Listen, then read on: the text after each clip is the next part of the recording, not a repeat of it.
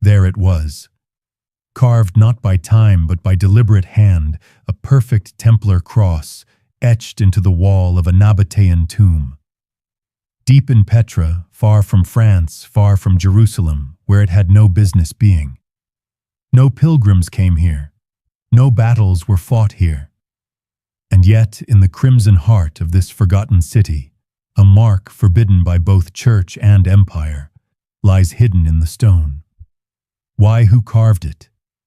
And what gospel lost or silenced did they carry with them into this ancient desert labyrinth? Not every mystery arrives with trumpets and torches. Some wait quietly, hidden in rock, in shadow, in the curve of a forgotten symbol that should not exist where it does. What we're about to explore is not a tale of conquest or dogma. It is the tale of an erasure and those who tried to resist it. The sandstone walls of Petra glow with the color of dried blood at sunset. Towering facades rise not from the earth, but are carved straight into its body temples, tombs, and monuments, chiseled by Nabataean hands over 2,000 years ago. It was never meant to be found again. Not like this, and certainly not by the strange men in white cloaks who arrived centuries later speaking Latin in hushed voices and vanishing by dusk. This story doesn't begin in Jerusalem, nor in Rome. It begins in the silence between history's official records. The years the Knights Templar spent in anonymity before power found them before kings feared them and long before they were burned. It is during those forgotten years that whispers place them not in Europe, but in the sands of Petra.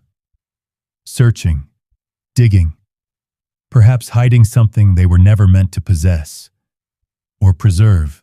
In a city that defies time, surrounded by carvings that echo stories never canonized, a new picture begins to emerge, not of what the Templars were, but what they might have protected, and the gospel they may have carried, one carved not in scripture but in stone. Before we venture further into the shadows, take a moment to subscribe so you never miss a secret that history has tried to forget. You rarely hear about their first decade. For most, the story of the Knights Templar begins in 1119, 9 men pledging themselves to protect pilgrims, a noble order forming in Jerusalem. But that tale is smooth, convenient, and curated. In truth, the Templars didn't officially gain recognition from the church until 1129. That's 10 full years spent as a nameless, unsupported band of men living under Solomon's temple, if the chroniclers can be believed. 10 years, 9 nights, no papal blessing, no known missions, no formal patronage, just silence and digging. So much digging. Some might say it was humility, a monastic preparation for their later glory. But there's a scratch in that story, a snag in the fabric. Multiple accounts refer to this band of knights not patrolling roads or guarding convoys, but tunneling, searching.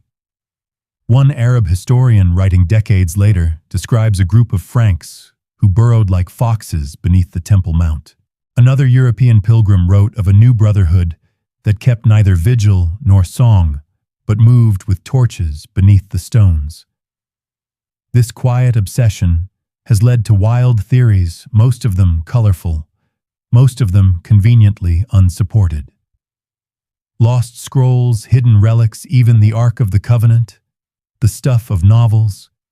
But amidst all the noise, one unsettling pattern persists. The earliest Templars seem to have been looking for something, and whatever it was, they never explained it, not even when they were asked. What complicates this further is a document buried in the Vatican archives, a grant written in the early 1130s, years after the Templars had become a recognized military order. In it, a French abbot references certain knowledge entrusted to the brethren from the lands of Edom. Edom, the ancient name for the territory that would one day include Petra. Odd, isn't it? A decade of mystery under the Temple Mount, followed by a cryptic reference to a knowledge from Petra, and then suddenly a meteoric rise in power influence and papal favor. It gets stranger when you consider who might have sent them there. One of the earliest sponsors of the Templars, Count Hugh of Champagne, famously relinquished his lands to join their cause. But before doing so, he traveled multiple times to the Holy Land and possibly beyond. A lost letter from Hugh to Bernard of Clairvaux contains the line, "They showed me a city of red and stone hidden in the hollow of the mountains, and in its silence she waited." Who she was, we don't know. But later texts from Templar archives refer to the bride in oddly reverent language, sometimes capitalized mid-sentence. Not the church, not Mary, but someone or something else. Skeptics will tell you it's all metaphor, poetic license. Perhaps. But when multiple founders of a military monastic order begin whispering about desert visions and hidden brides, it's hard not to raise an eyebrow or two. And there's another detail worth losing sleep over. A 14th century Arabic chronicle from Damascus speaks of a foreign knightly band who entered the lands near Wadi Musa, not to wage war, but to meet with the veiled ones. No record survives of who these veiled figures were, but the location aligns uncomfortably well with the Petra region. And the Templars, supposedly rooted in Jerusalem, were not known for diplomatic detours into uncharted desert. Now here's the real knot in the thread. A carving discovered deep in Petra's lesser-known quarters depicts a group of robed men, one of whom carries a square shield bearing a cross. Not a local cross, not Byzantine, not Roman, but one unmistakably resembling the Templar cross. The carving is primitive, worn down by centuries of grit, but the design is oddly precise. What it's doing there, no one has adequately explained. Even mainstream historians now admit the story of the Templars doesn't begin with the clang of swords or papal seals. It begins in silence, in gaps, in deserts, and in the quiet obsession of a few men who left no clear record of what they found or who they met. So what if Petra was never just a Nabataean relic? What if its emptiness was deliberate, preserved, not forgotten? And what if the first Templars knew exactly what lay beneath the red stone long before the rest of the world remembered the city's name? It would explain the missing decade. It would explain the obsession with secrecy. And it might even explain why centuries later the Templars were not just hunted, but erased. Petra's official obituary was written by the Roman Empire. According to conventional timelines, the city began its slow decline after Trajan absorbed Nabataea into the provincial fold in 100 CE. Earthquakes followed, trade routes shifted, and by the 7th century, Petra was supposedly dead, reduced to a whisper of its former self, forgotten by time, and buried beneath the same desert sands that once nourished incense caravans and stone-cut palaces. And yet somehow, it wasn't. Even as modern archaeologists map the city's collapse, curious inconsistencies keep surfacing. A coin here, a fire pit there, layers of ash that date not to antiquity, but to the Middle Ages. One expedition in the 1980s documented pottery shards from the 12th century scattered in Petra's back chambers. Another found a rudimentary bread oven tucked inside the broken alcove of a Nabataean shrine. These aren't tourist artifacts or debris from random squatters. They suggest prolonged habitation by someone who needed to stay hidden. Of course, no medieval chronicles mention a crusader outpost in Petra. There are no castle ruins flying a Latin banner. But absence isn't always innocence. Monks in Sinai wrote of strangers moving quietly through Jordan, trading neither relics nor relics of war, but parchment and silence. And there's the curious case of a single Latin manuscript from the Benedictine archives in Marseille, which records the route of a wandering brethren's cell that passed through the stone-choked valley where idols sleep. Scholars often brush that off as poetic metaphor, but when the parchment's ink is dated, it places the root sometime around 1134, a full century after Petra was supposedly empty. And yet no record exists of the Byzantines or early Islamic dynasties maintaining Petra either. So who kept the lights on? Here's where things get muddy. In 2003, a Jordanian researcher published a little-noticed paper suggesting Petra was repurposed as a hidden sanctuary during the Crusades, not for military use, but for spiritual refuge.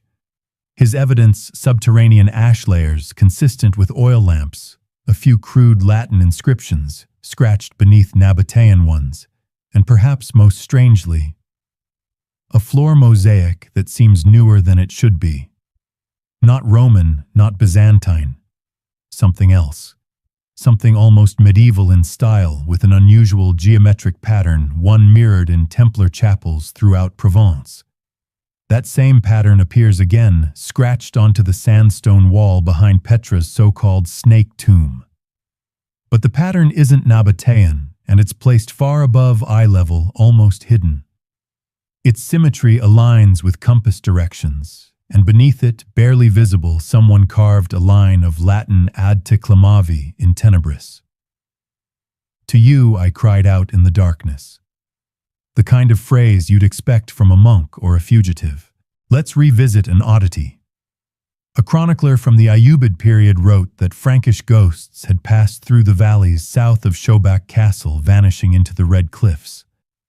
Locals called them the Quiet Knights, and said they left no footprints. Another writer, an Islamic jurist named Ibn Khaldun, referenced wandering Latins who refused to fight, but traveled bearing boxes of scrolls and sealed containers. They were dismissed as relic thieves, but maybe they weren't taking. Maybe they were hiding something. And then there's the fresco fragment recovered from a sealed chamber behind Petra's urn tomb, a painting most assumed was a Nabataean deity until closer inspection revealed an unmistakable halo behind the figure's head, and a hand raised in a distinctly Christian blessing gesture. The figure wears no crown, bears no beard, and is unmistakably feminine. It is not the Christ of canonical tradition, and it is most certainly not a saint recognized by Rome. The image was covered, then covered again. Someone tried very hard to keep her presence unknown. The top layer of plaster bore Islamic decorative motifs, suggesting an intentional concealment that spanned not one but two empires. The fresco below it was layered over a third time with ash. Someone built a tomb of forgetfulness over her. All of this paints a troubling, quiet portrait. Petra was not abandoned. It was erased. Carefully, selectively, and repeatedly. And while empires moved on, while churches argued and kingdoms fell, someone kept returning to this place. Not to conquer, not to build, but to remember and to hide. If the Templars were among them, they left no banners, no towers, no chapels bearing their name. But what they may have left is harder to destroy: symbols etched into stone, prayers buried in dust, a gospel not written in ink, but in the shadows of columns and in the cracks between ancient gods.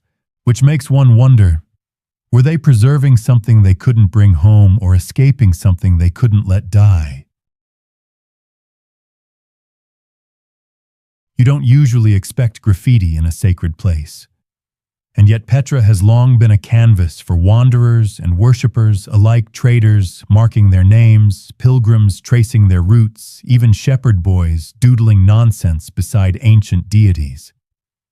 But deep in the carved recesses of Petra's outer tombs, particularly in the high caves far from the main thoroughfares, there exists a quiet layer of defacement that doesn't quite match any known tradition. Latin crosses, scratched Latin phrases, abstract symbols that echo European heraldry, but just slightly wrong. Almost as if someone tried to draw them from memory, or on purpose left them altered. Take, for example, the faint symbol found in what archaeologists call the Cave of Three Pillars. A crude geometric cross, two bars intersecting the lower one, tilted like a broken step. To most, it's a child's mistake, but to certain fringe scholars, and at least two medieval symbologists, it resembles a variation of the Templar cross known as the croix pâtée décalée, believed to signify separation from ecclesiastical authority. In other words, exile, not defiance, just departure. Nearby, etched into the soot-darkened walls, are two Latin phrases barely legible to the naked eye. The first reads, "In tenebris lucet veritas," truth shines in darkness, and the second, "Magistra loquitur," the teacher speaks. That second one raises a few eyebrows. Not magister, which would be masculine and commonly used to refer to Christ or a male leader, but magistra, feminine, intentional. Someone had a very particular voice in mind. Of course, it's possible these inscriptions were left by later Christian wanderers, but the lettering style is decidedly Romanesque, matching 12th century Gothic script found in southern France. Not local, not Arabic, and the position of the writing, tucked away in low alcoves behind natural rock folds, suggests they weren't meant to be read casually, or at all. And then there's the matter of the symbol drawn beside one inscription, a triangle pierced by a vertical sword. Not a common motif, but one that does appear in a single Templar manuscript, preserved in the Bibliotheca Apostolica Vaticana. There it is labeled Sigillum Silenti, the seal of silence. Scholars interpret it as a metaphor for oaths taken. But when the same shape appears thousands of miles away in a city supposedly abandoned, the metaphor becomes a bit too literal. Now let's zoom in on something easily overlooked. A crudely carved fish tucked beside a faded cross in one of Petra's lesser-known caves. A symbol as old as Christianity, sure. But this fish isn't swimming left to right like most early Christian ichthys. It's carved head down, tail up, inverted. Some might call it blasphemous, others symbolic, an inversion of the faith, a hidden code. Or perhaps a signal for those who knew where to look. There's a pattern here. The carvings appear where light barely touches. High ledges, rear chambers, behind crumbled columns, and within water-worn corridors. Places only accessible by crawling, climbing, or, let's be honest, obsession. This wasn't religious tourism. These were deliberate messages etched in haste or secrecy, left by people who knew they might never return, and yet someone else did. In 1976, a French archaeologist named Duval noticed that many of the inscriptions had been deliberately scraped away, not eroded, not worn, but scratched off by human hand. He documented nearly 20 locations where carvings were interrupted mid-stroke, as if someone had started a message and been interrupted. Or perhaps stopped by someone who didn't want it finished. A curious footnote: Petra's Bedouin residents tell stories of men in white seen entering the caves at night centuries ago. Not Roman white, not Islamic. Robes, yes, but different. Longer, cleaner, always quiet, always alone. They brought no weapons, but they carried objects wrapped in cloth, scrolls, icons, bones, maybe even gospels, which brings us back to a particular etching found in a now collapsed cave near the high place of sacrifice. A line of text barely surviving in a photograph taken in the 1930s, Testis Petra est. Petra is witness. That phrase isn't in the Bible, not in any canonized gospel, but it sounds like something someone desperately wanted remembered. And here's the thing: when you walk the narrow paths of Petra at dusk and the shadows stretch long across the tombs, it's easy to feel watched. Not by gods, not by ghosts, but by memory itself. The kind of memory that refuses to be erased, no matter how much dust or doctrine is thrown over it. So perhaps this graffiti isn't vandalism. Perhaps it's testimony of lives that passed through, of beliefs not permitted to breathe in daylight, and of a gospel that couldn't be spoken aloud, but could still be carved carefully into stone. The walls whisper if you're patient enough to listen. Deep inside Petra's lesser-mapped hollows, places bypassed, even by the more adventurous tourists, are carvings that resist simple interpretation. They aren't Nabataean, they aren't Roman, and they most certainly aren't part of any Christian iconography officially sanctioned by the Church. Instead, they hint at a gospel, long hidden one, not written in ink and vellum, but chiseled in stone by hands that knew they were leaving behind something both dangerous and sacred. One such carving, found in a narrow crevice behind the obelisk tomb, shows a group of figures, 3 men, 1 woman, standing around a central shape that resembles a scroll unrolled across a pedestal. The figures' hands are extended not in blessing or prayer, but in offering, as though giving the scroll to the viewer. What makes this image odd isn't the offering itself, but the woman. She stands slightly apart from the others, elevated with rays carved around her head. She has no halo, no wings, no robes of the Virgin Mary. But she is central, and her face, though weathered, is serene, intentional. The scene would be easier to dismiss as symbolic had it not been accompanied by a faded inscription below. 3 Latin words, verbum mulieris lumen est. The word of the woman is light, a dangerous phrase in any century, but positively incendiary in the 12th, especially to an order like the Templars, who were sworn to the Catholic Church, but who some argue operated in quiet defiance of it. Now you could brush this off as an artistic fluke, a relic of early Christian diversity perhaps. But then why hide it in a place so remote?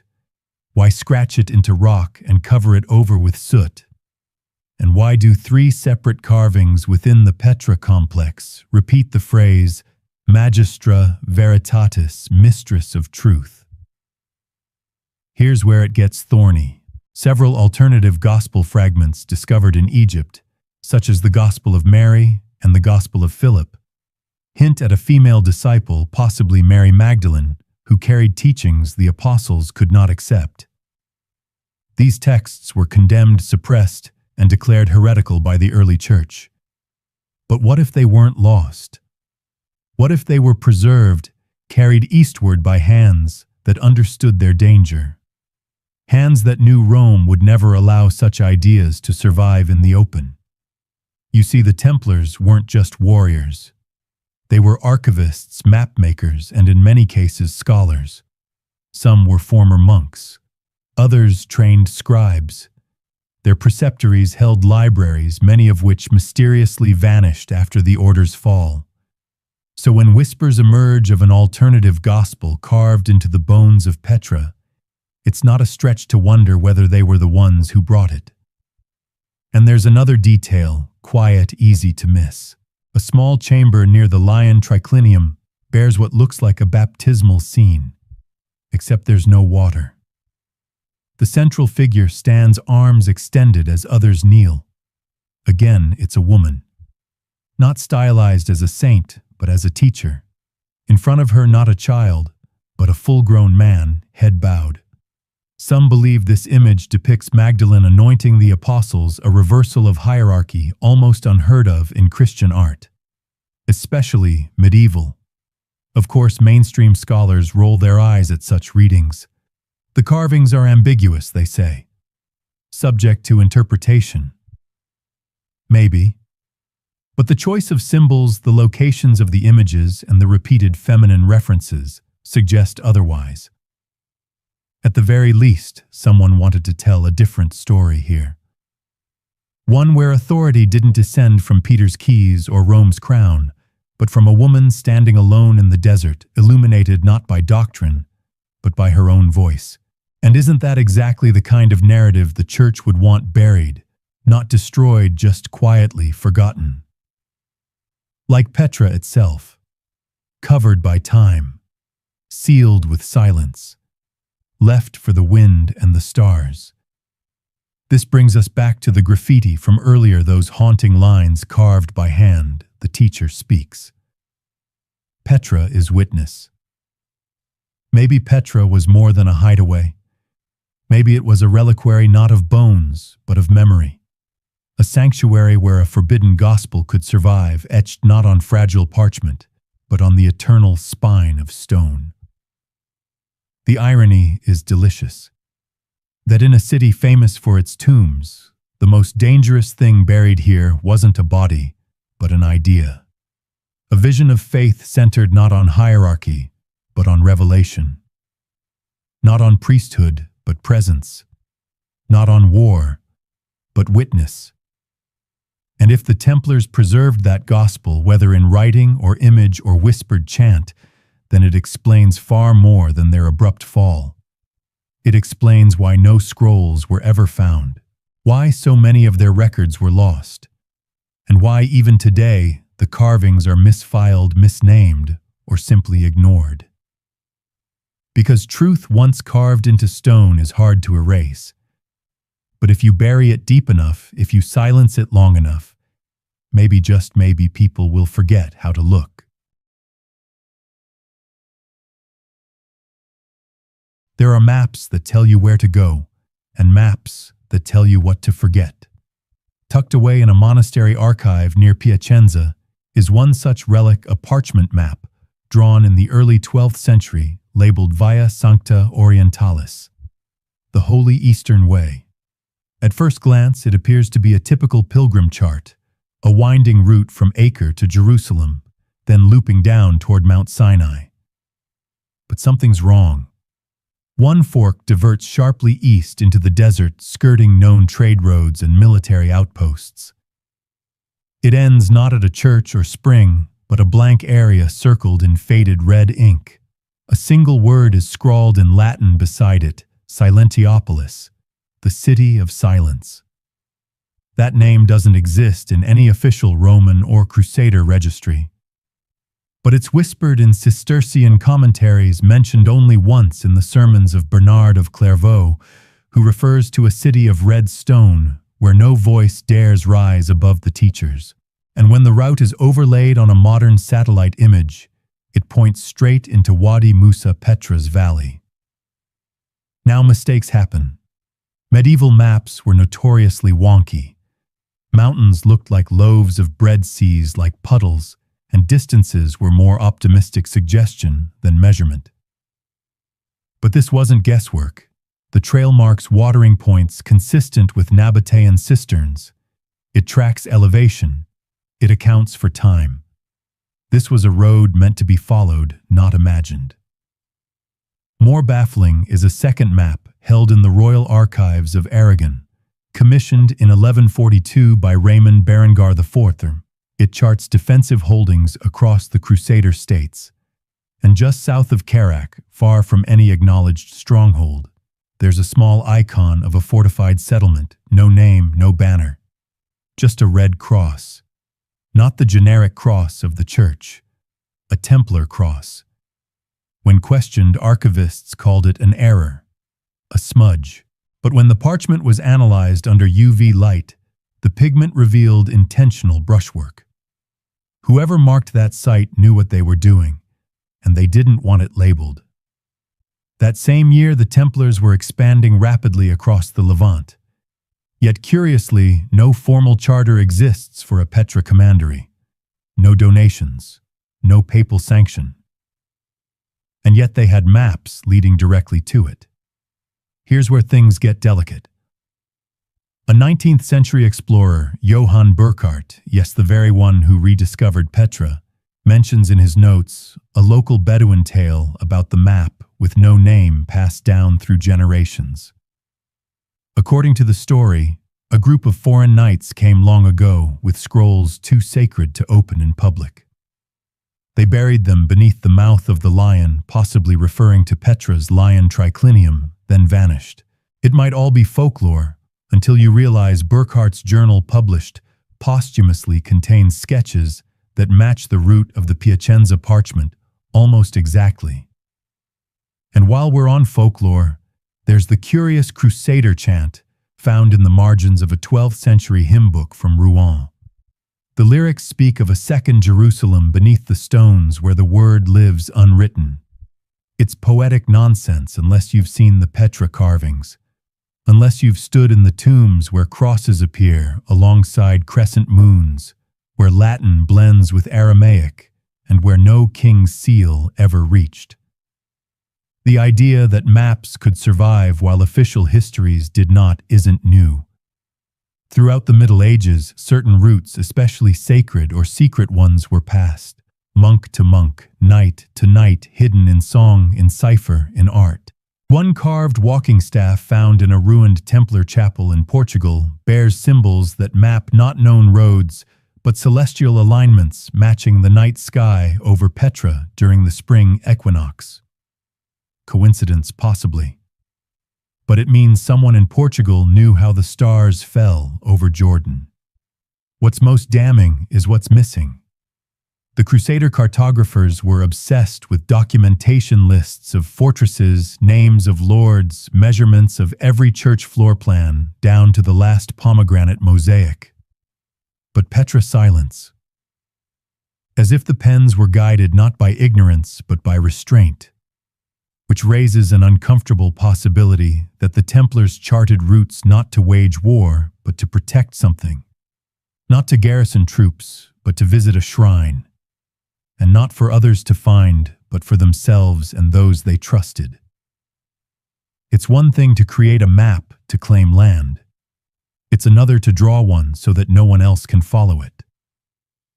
Petra was the destination. But for those knights, maybe it was also the refuge. A waypoint not on any pilgrimage, but on a journey of a very different kind.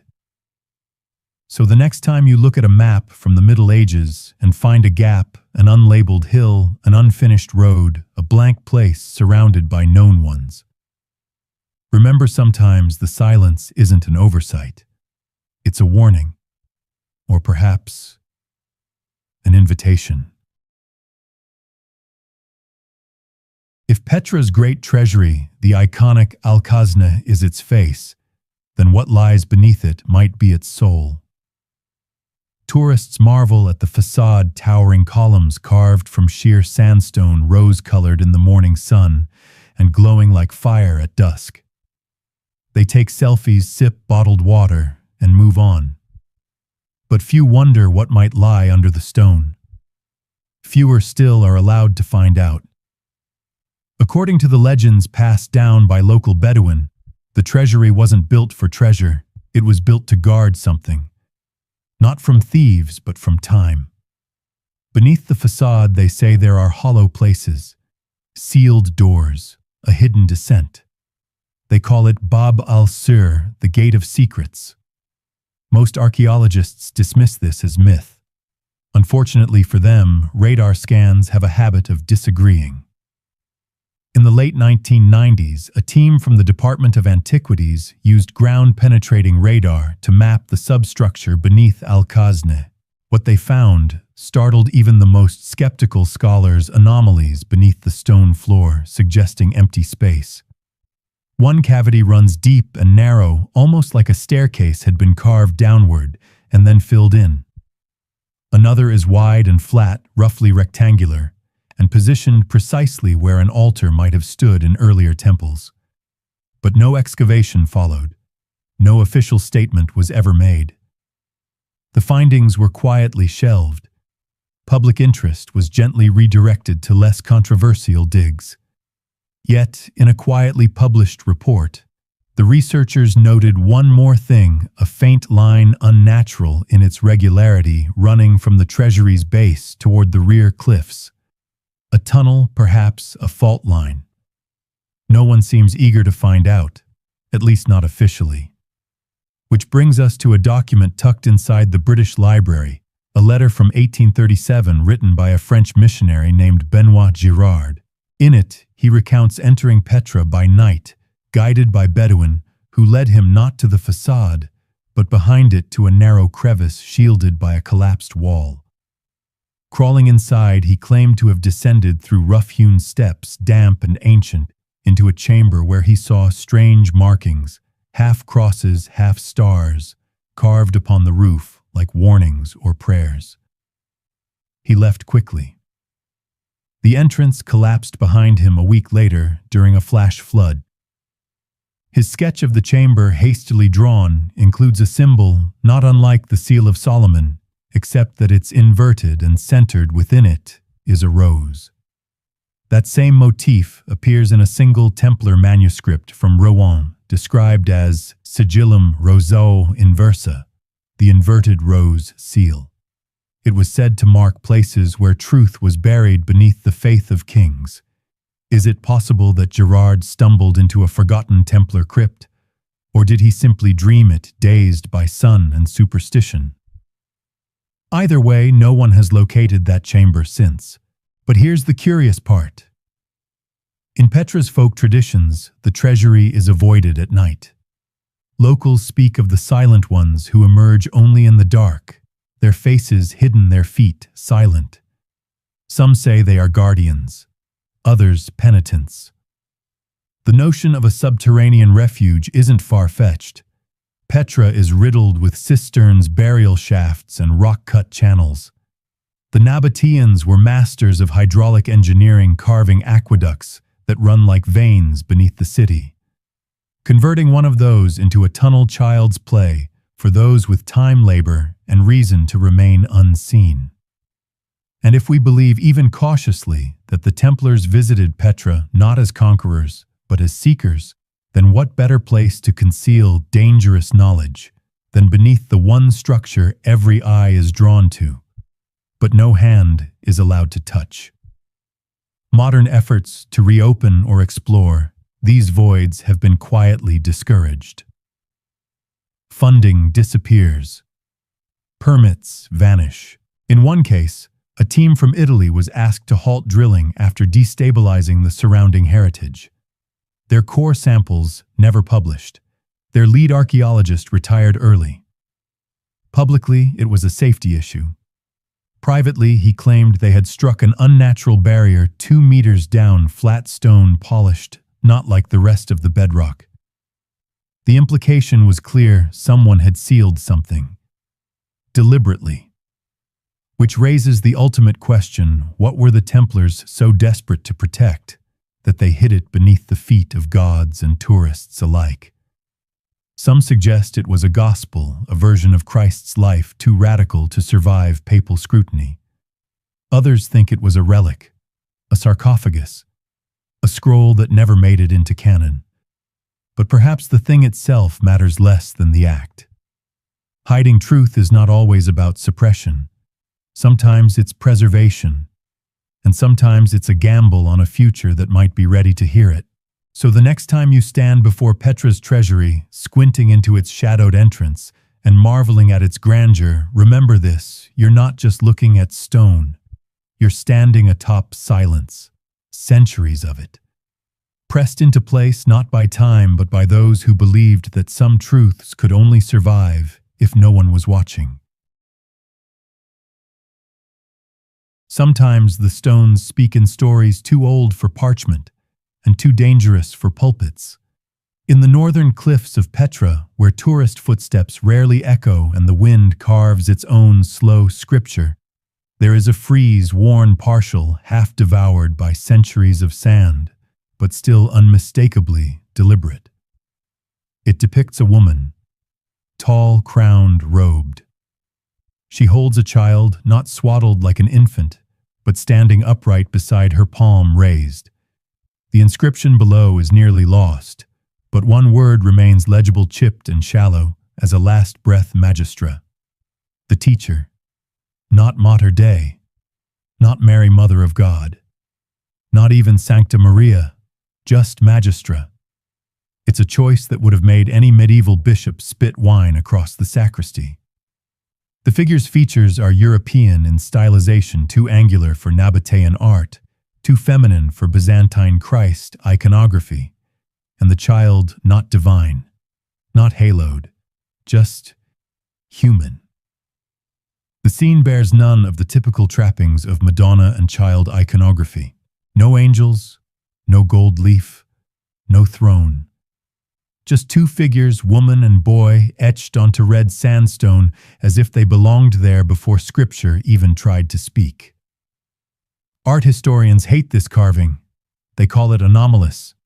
Some even deny it's from the Crusader period despite the faint traces of Latin text and the unmistakable presence of an early Gothic arch scratched beneath it. The problem isn't dating, it's interpretation. Because if this is what it appears to be, a woman hailed as a teacher, with a child not portrayed as divine, but simply present, then the implications threaten to redraw the early Christian narrative from the margins inward. One theory dismissed in mainstream circles, but persistent among esoteric scholars, proposes that the carving is a symbolic representation of a sacred bloodline. Not metaphorical, literal. A child born not of sinless conception, but of union between Christ and Magdalene. A heresy older than the term itself, echoed in Gnostic Gospels and whispered through the ages in languages safer left untranslated. And if that's what the image shows, then the location matters even more. Petra, the city carved into stone, unmovable, eternal. Not a church that could be burned. Not a scroll that could be confiscated. Just a witness etched into the bones of the earth, waiting. Templar documents, those that survived their abrupt suppression, speak of guardianship of living truth, hidden where kingdoms dare not dig. Some interpret this as metaphor, others as reference to scrolls or relics. But there's one obscure account from the Chinon parchment trials that mentions the Red Bride, a code phrase perhaps, or a title. The accused Templar under torture said she is not a relic, but a lineage. She walks beneath the mountain. We only serve, hardly admissible in a modern court of history. But then again, history doesn't like contradictions. Further complicating matters is a set of strange alignments found in Petra's urban plan.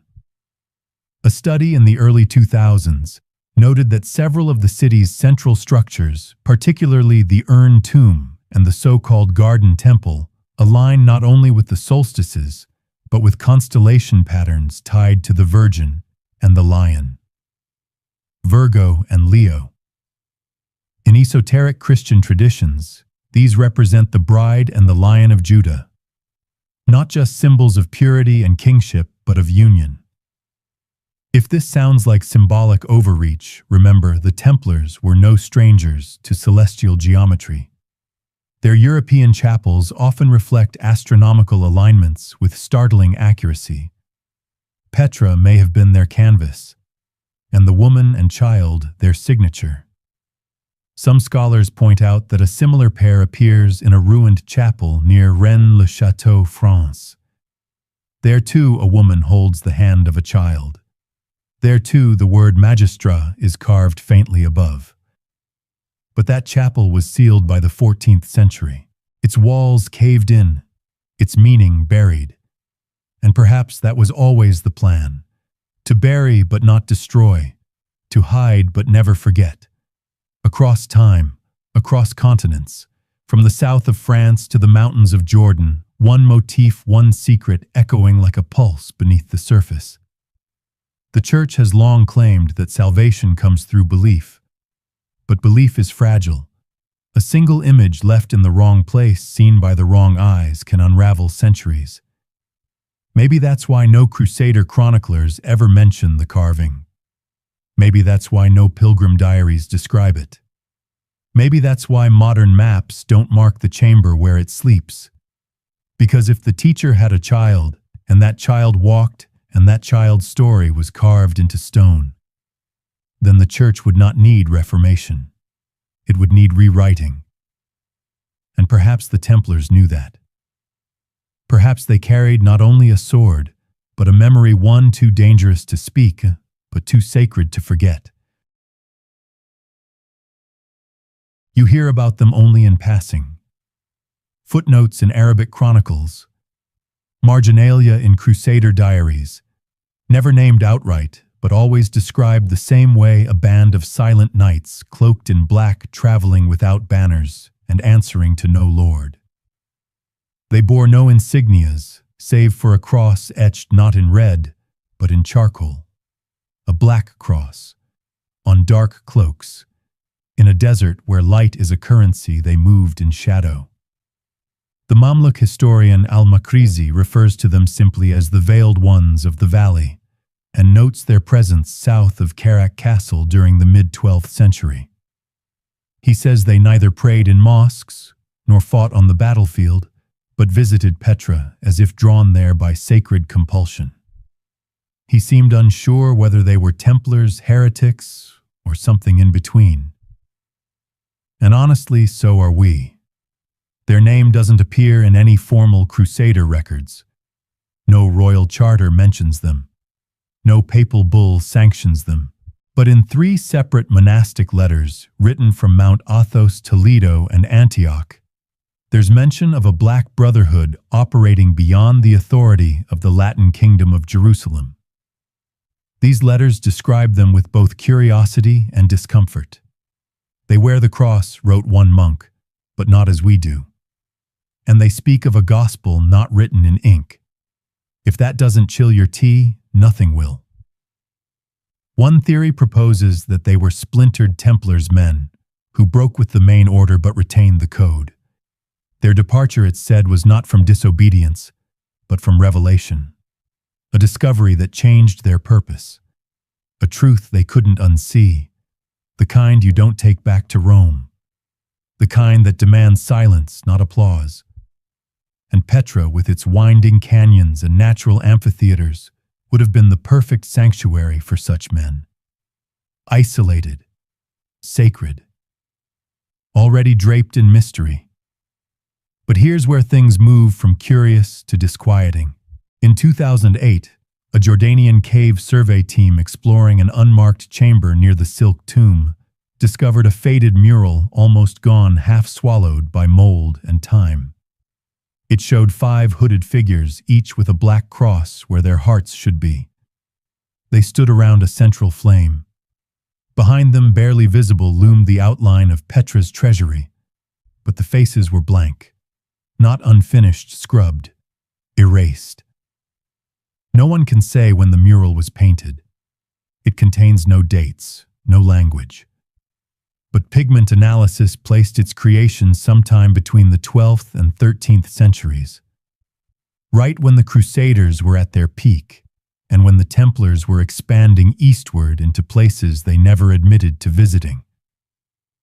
The image calls back, perhaps deliberately, to an obscure Templar ritual known as De Obscuritate, the rite of darkness. Supposedly used only in moments of great theological uncertainty, it involved the extinguishing of all light and the reading of passages from the book beyond. No such book has ever been identified, but some believe it refers to gospels long rejected by the church texts preserved in Petra's stones and guarded not with swords, but silence. Curiously, a ruined monastery on the edge of Wadi Musa bears a single Latin phrase carved above its collapsed arch, Lux venit nigra. The light comes black, not poetic, not hopeful, just cryptic, and perhaps truthful. To the church, black was the color of death, mourning, rebellion, but to the mystics of the Templar order, black represented the void before creation, the silence before the word, the space in which new truths could be born, which brings us back to the Brotherhood. Were they outcasts or chosen protectors of a heretical secret, or merely the last remnants of a vision too fragile for orthodoxy? Some believe their presence in Petra was seasonal, appearing only during equinoxes or solstice periods, when the city's alignments with the sun cast strange geometries across the tomb walls. Others suggest they lived permanently among the shadows, adopting local customs, fading into myth. But the most unsettling theory is the simplest. that they came to Petra not to hide something, but to guard it. That beneath the treasury, or behind one of the sealed tombs, lies something so volatile, it required a brotherhood without country, without name, and without end. There are stories even now from Bedouins who speak of seeing hooded figures near Petra's forbidden zones. Always silent, always watching. They leave no trace, no footprint, only the brief echo of a presence not entirely gone. And so we ask as we brush sand from these forgotten frescoes, and as we peer into chambers that swallow light, who were these men in black? What gospel did they serve? And why did they choose to disappear into a city already erased by time? Maybe the answer lies not in the brotherhood itself, but in what they were willing to give up for silence. South of Petra, tucked into the wind-smoothed cliffs above the modern village of Wadi Musa, there's a scatter of stone ruins most travelers never notice. No arches, no columns, just the remnants of modest walls worn low like memory. Locals call it Dair al-Kafa, the monastery of the hidden. There are no signs, no tourism placards. But in the heat-stained journals of a 19th-century Dominican priest named Father Matteo Albani, the place has another name entirely: Domus Silenti, House of Silence. Father Matteo, who wandered the Jordanian highlands in the 1870s under the guise of studying local flora, was in fact searching for remnants of early Christian sects. His writings mention an odd structure perched above the valley, marked with a crude cross carved not above the doorway, but beneath it at shin level, as if to keep holiness below the line of sight. Within, he claimed, were fragments of frescoes too faint to identify, and a single stone basin filled not with water, but fine sand. He also noted something stranger script, Greek-Latin, and something he couldn't quite identify, scratched into the plaster, with a recurring phrase that translated roughly to, "She watches still." The she, of course, was not identified. That would have been far too helpful. Modern archaeologists dismiss the site as a Byzantine farmstead.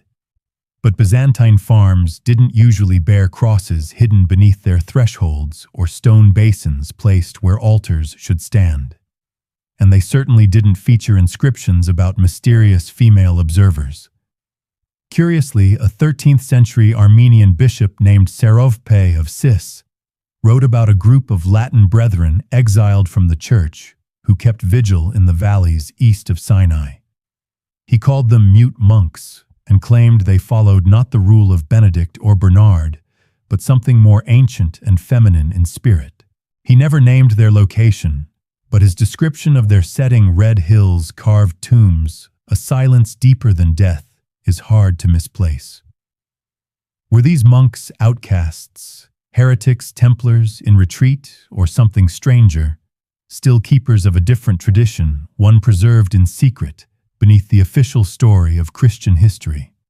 Another account comes from an Arabic manuscript found in the Al-Azhar library, describing a desert cult of men in white who sang with no sound. It claims they carried texts not read, but worn like armor, and fasted not for penance, but remembrance. Most scholars laugh this off as Sufi poetry, but one curious detail stands out: they were said to live near the city of the hollow stones, Petra. Again, the mystery thickens when we consider an odd convergence of names. Wadi Musa translates as Valley of Moses, but some apocryphal traditions, especially Gnostic strands, associate the name not with the prophet, but with Mousa, a syncretic figure linked to divine wisdom, often portrayed as female in older desert mysticism. Coincidence, perhaps? But in a valley where so much has been hidden and so little named, linguistic accidents can become doors. And just up the path from the ruined monastery lies a rock-cut chamber known to locals as Qabr al-Rahiba, tomb of the priestess. Inside, nothing. No bones. No inscriptions. Just stillness and walls blackened by time. But on the lintel, almost invisible, is a faded symbol, a vertical line intersecting a curved crescent. It's not Islamic, not Roman.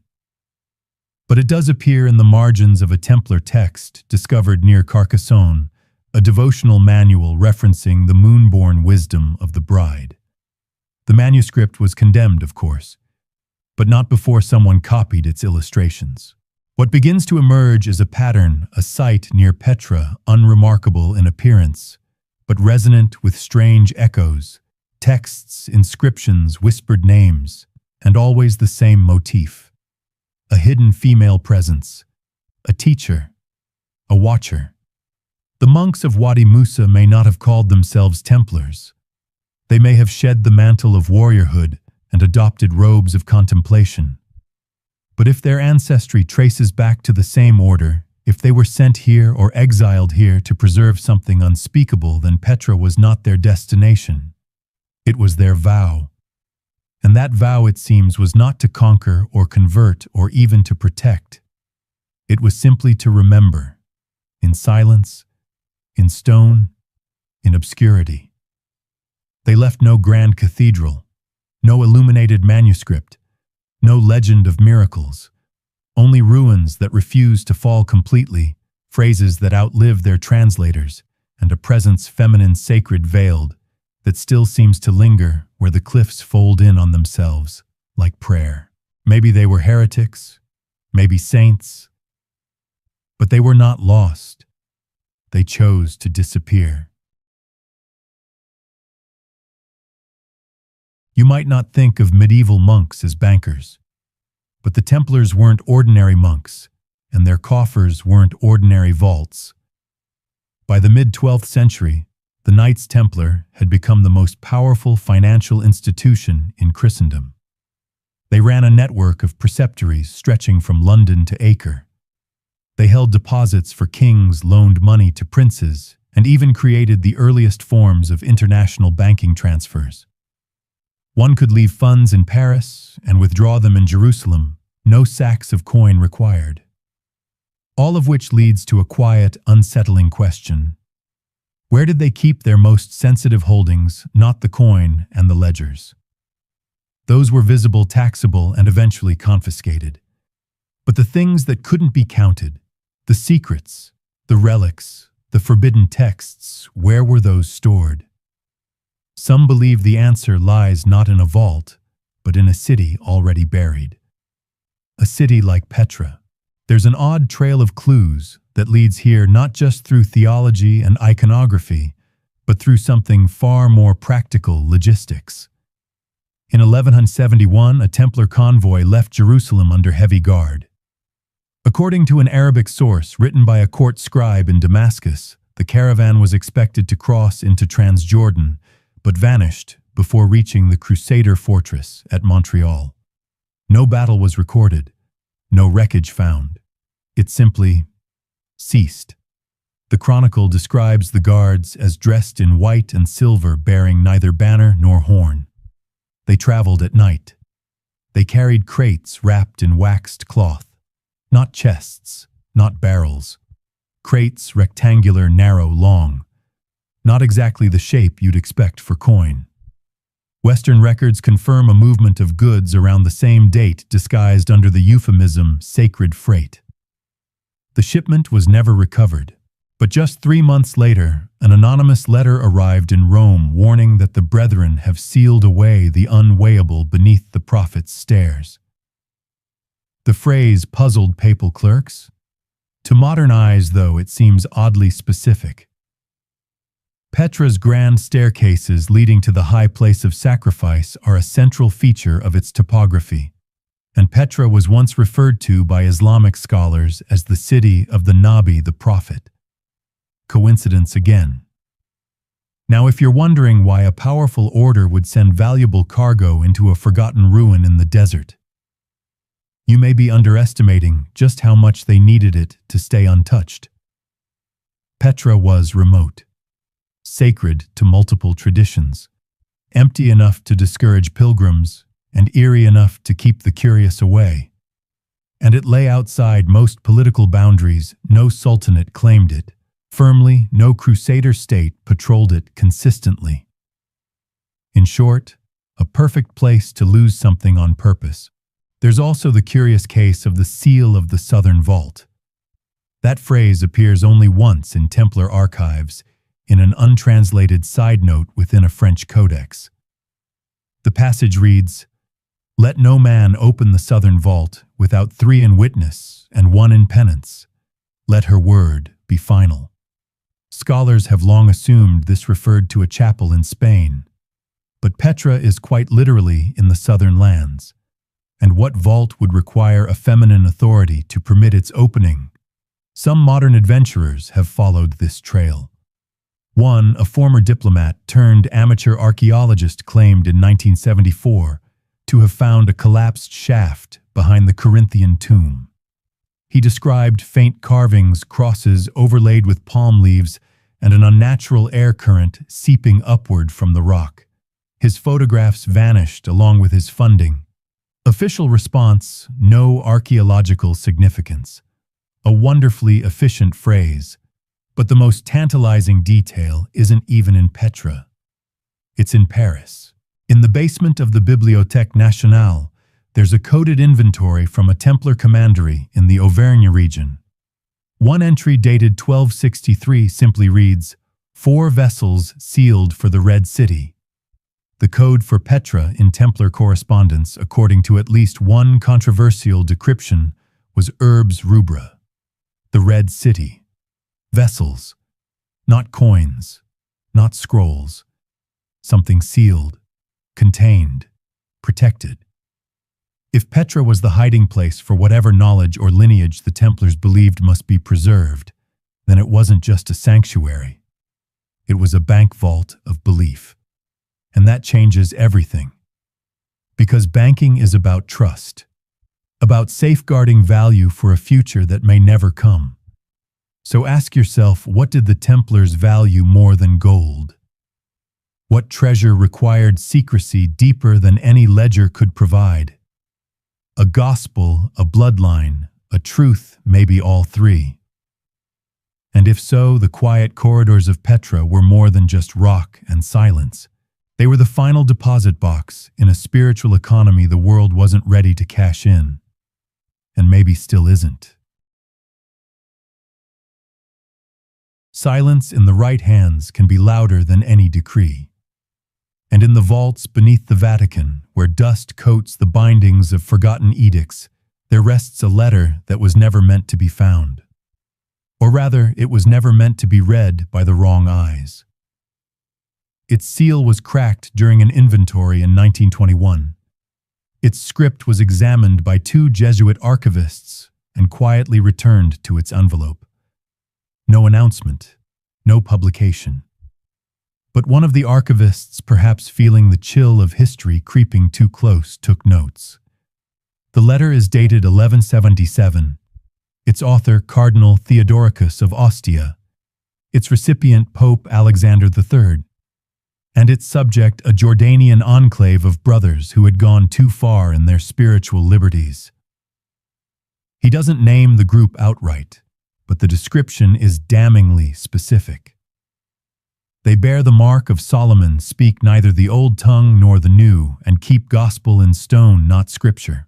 He warns that their teachings, if discovered, would undermine the hierarchy, elevate the feminine in blasphemous proportion, and mislead the poor into thinking the kingdom is not of heaven, but of lineage. It's not difficult to read between the lines. According to the archivist's notes, the letter references a location south of the Decapolis, near the tombs of Edom. In medieval Latin geography, that's Petra. And the term Brothers of the Hollow City appears again alongside a chilling phrase, non per crucem sed per vocem. Not through the cross, but through the voice. Here we encounter the specter of something Rome feared deeply, revelation outside control. Not heresy as rebellion, but heresy as memory. A version of the Christian story that did not pass through Peter's line, but through someone else. A woman, perhaps. A child. A message uncorrupted by councils or emperors, The letter recommends surveillance, not confrontation. Let them bury their truth in sand, it reads. It shall be forgotten, as dust is forgotten by the rain. A poetic sentiment, and demonstrably wrong. Because the letter was not the only one.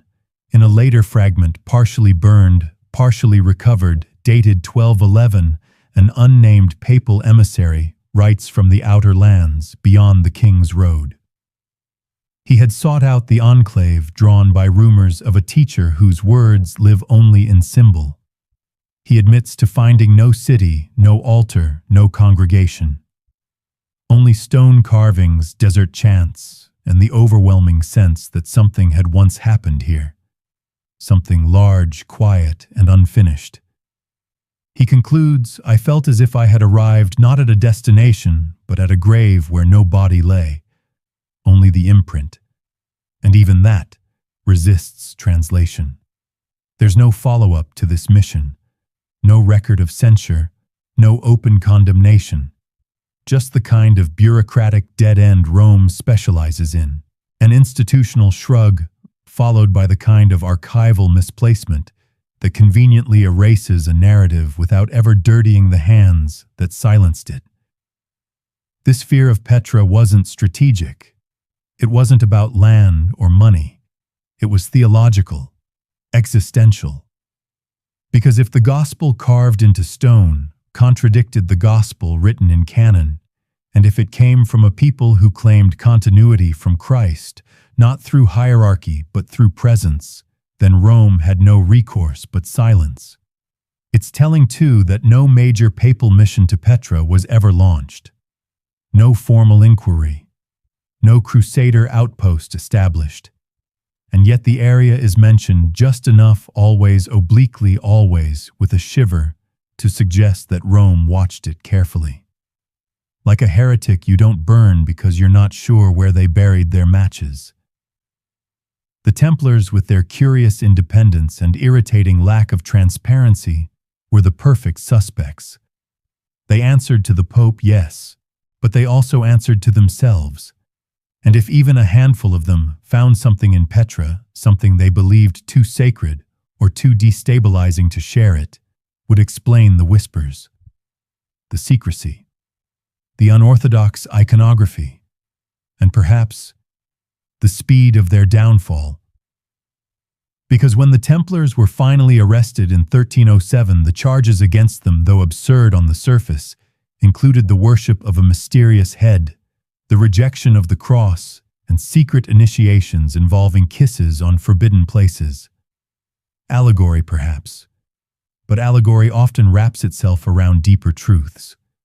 And what if those truths began not in a Paris temple or a Cypriot stronghold, but in the red veins of a desert city Rome hoped to forget?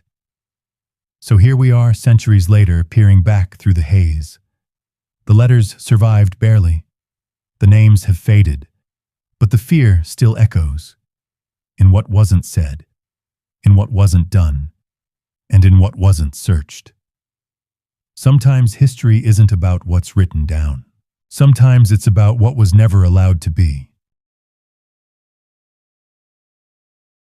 In 1932, tucked beneath the collapsed ruins of a crusader outpost near Karak, a team of local laborers uncovered a scroll tube, copper, dented, sealed with pitch. Its contents were brittle, blackened with age, but still legible enough for a scholar's eye. The parchment inside bore no title, no ecclesiastical crest, no signature. Just a single phrase scrawled across the top, Evangelium sponsae abscondite. The Gospel of the Hidden Bride. No museum holds it now. No formal record shows its acquisition. But a rough transcription exists, privately circulated among a handful of medievalists and quietly dismissed by most as apocryphal fabrication. The text, they say, is too radical, too feminine, too rooted in place, and too familiar. Its fragments speak in riddles, not doctrine. The bride walks not behind the teacher, but beside him. She is not converted, she is called. She does not weep at the tomb, she opens it. There is no Golgotha, no ascension, instead a farewell beneath the moon, and her voice, not his, concludes the story. The bride, the text insists, was never meant to remain hidden, but she chose the desert where no altar bore her name. Her truth, she said, would survive not in books, but in echoes. It reads like metaphor, until it doesn't. The scroll makes specific mention of the city of red stone carved by the ancients where the word lies unburied. It names no location. But the clues are uncomfortably familiar: the prophet's stare, the lion's mouth, the hollow tomb where water sleeps. Every phrase drips with Petra's geography, known only to those who have walked its silences. One line in particular draws attention: she carved her memory into the bones of the earth, and the earth remembered. That could be poetic flourish, or it could be a literal reference to the carvings already found half erased, feminine-centered, quietly defiant. Some scholars claim the scroll was forged by 20th-century mystics eager to revive a Magdalene cult.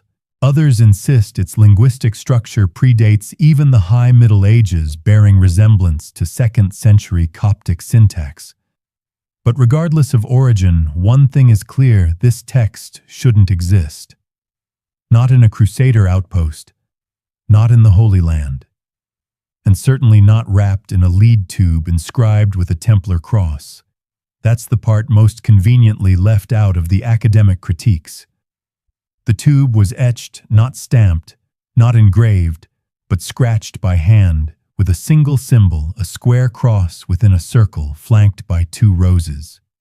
It matches the rosum crucem glyph, found in 2 suppressed Templar seals, both tied to accused members, who under interrogation claimed their true devotion was not to Mary the Mother, but to Maria Sapientia, Mary of Wisdom.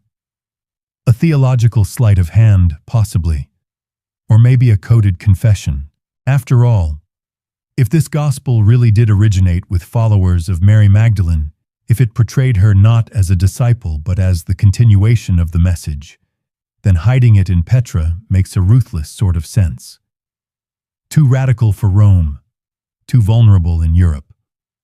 But in Petra, sealed beneath crusader stone, surrounded by Nabataean ghosts, it might endure. And what does this all mean for the Templars? A trail begins to emerge, early members excavating beneath Jerusalem. Whispered references to the teacher. Mysterious detours toward Petra. And now a scroll that hints at a gospel authored not by Peter or Paul, but by a woman, a bride. Not just hidden, preserved. Consider this too: in a 14th century French Inquisition record, a former Templar knight named Gérard de Villiers was asked if he had ever seen the Red Gospel. He replied, "I have not seen it, but I have stood where it sleeps." The inquisitors assumed he meant a book, but perhaps he meant a place, a gospel carved in sandstone, whispered in cave acoustics, left in symbols, not sentences. It calls back to the desert monks of Wadi Musa, to the graffiti in Petra's caves, to the unnamed woman on the friezes, to the cross beneath the treasury. All these threads pull in one direction, toward a narrative with a different center. One not of crucifixion, but of continuity. Not of martyrdom, but of memory.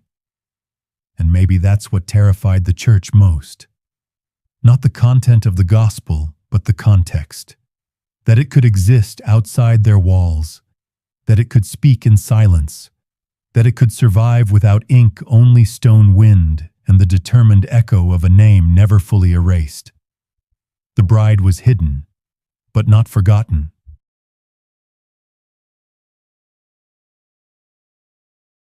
If you comb through the pages of Islamic history with enough patience, you'll find that the Crusaders weren't always described with swords in hand. Not all of them, at least. Hidden between accounts of siege and slaughter, there are quieter mentions, ghostly persistent, of al-Faranj al-Sakitin, the silent Franks. Not warriors, not monks, something else. The earliest known reference comes from the 12th century writings of Ibn Jubayr, a Muslim traveler and chronicler whose observations of the Levant are among the most detailed of his era. He describes a group of European men encountered near the outer deserts east of Kerak. He notes their pale garments and unusual silence, and remarks that they spoke little, traveled without guard, and sought no alms, only entry into the cliffs of red.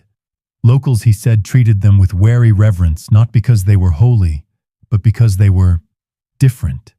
They prayed not with words, but with touch, he wrote. They pressed their hands to stone and waited for it to answer. For years, scholars dismissed this as poetic mysticism, until another account surfaced, this one from the famed Ayyubid geographer Yaqut al-Hamawi. Writing in the early 13th century, Yaqut catalogued the cities and forgotten places of the Islamic world, including a site called Al-Madina al-Khamisa, the fifth city. He places it near Petra and describes it not by structures or markets, but by silence. Its dwellers are not dwellers, he wrote. They are shadows in habit, watchers of inscriptions, preservers of secrets left by the people of the stone. One passage in particular is jarring. They carry no weapons but the sign of the squared cross, and claim to follow a woman of speech. If that last phrase makes your eyebrow rise, it should. A woman of speech. Not a prophet, not a queen, but one who spoke and whose words still echo in rituals unspoken aloud. In Islamic historiography, such phrasing is unusual, and yet it mirrors the coded language we've already seen from suppressed papal letters and apocryphal gospels. Petra, it seems, was not only known to the Church and the Templars, but whispered about in Islamic memory as well. Further proof comes in the form of a 14th century manuscript by Ibn Kathir detailing regional superstitions across the Levant. In one passage, he recounts the Bedouin tradition of al-Naqsh al-Kalima, the inscription of the word. This was not a verse from the Quran, but a mysterious phrase said to appear only under moonlight, carved into a cliff where no call to prayer has been heard. The location, when traced, matches the coordinates of Petra's high place of sacrifice. The phrase, hiya takalamat, she spoke. The same idea again and again, a voice female encoded in stone. And though Islam rejects any Gnostic gospel tradition, there's a quiet respect in these writings. None call these figures blasphemers. None accuse them of desecration. They are simply marked as the ones who wait.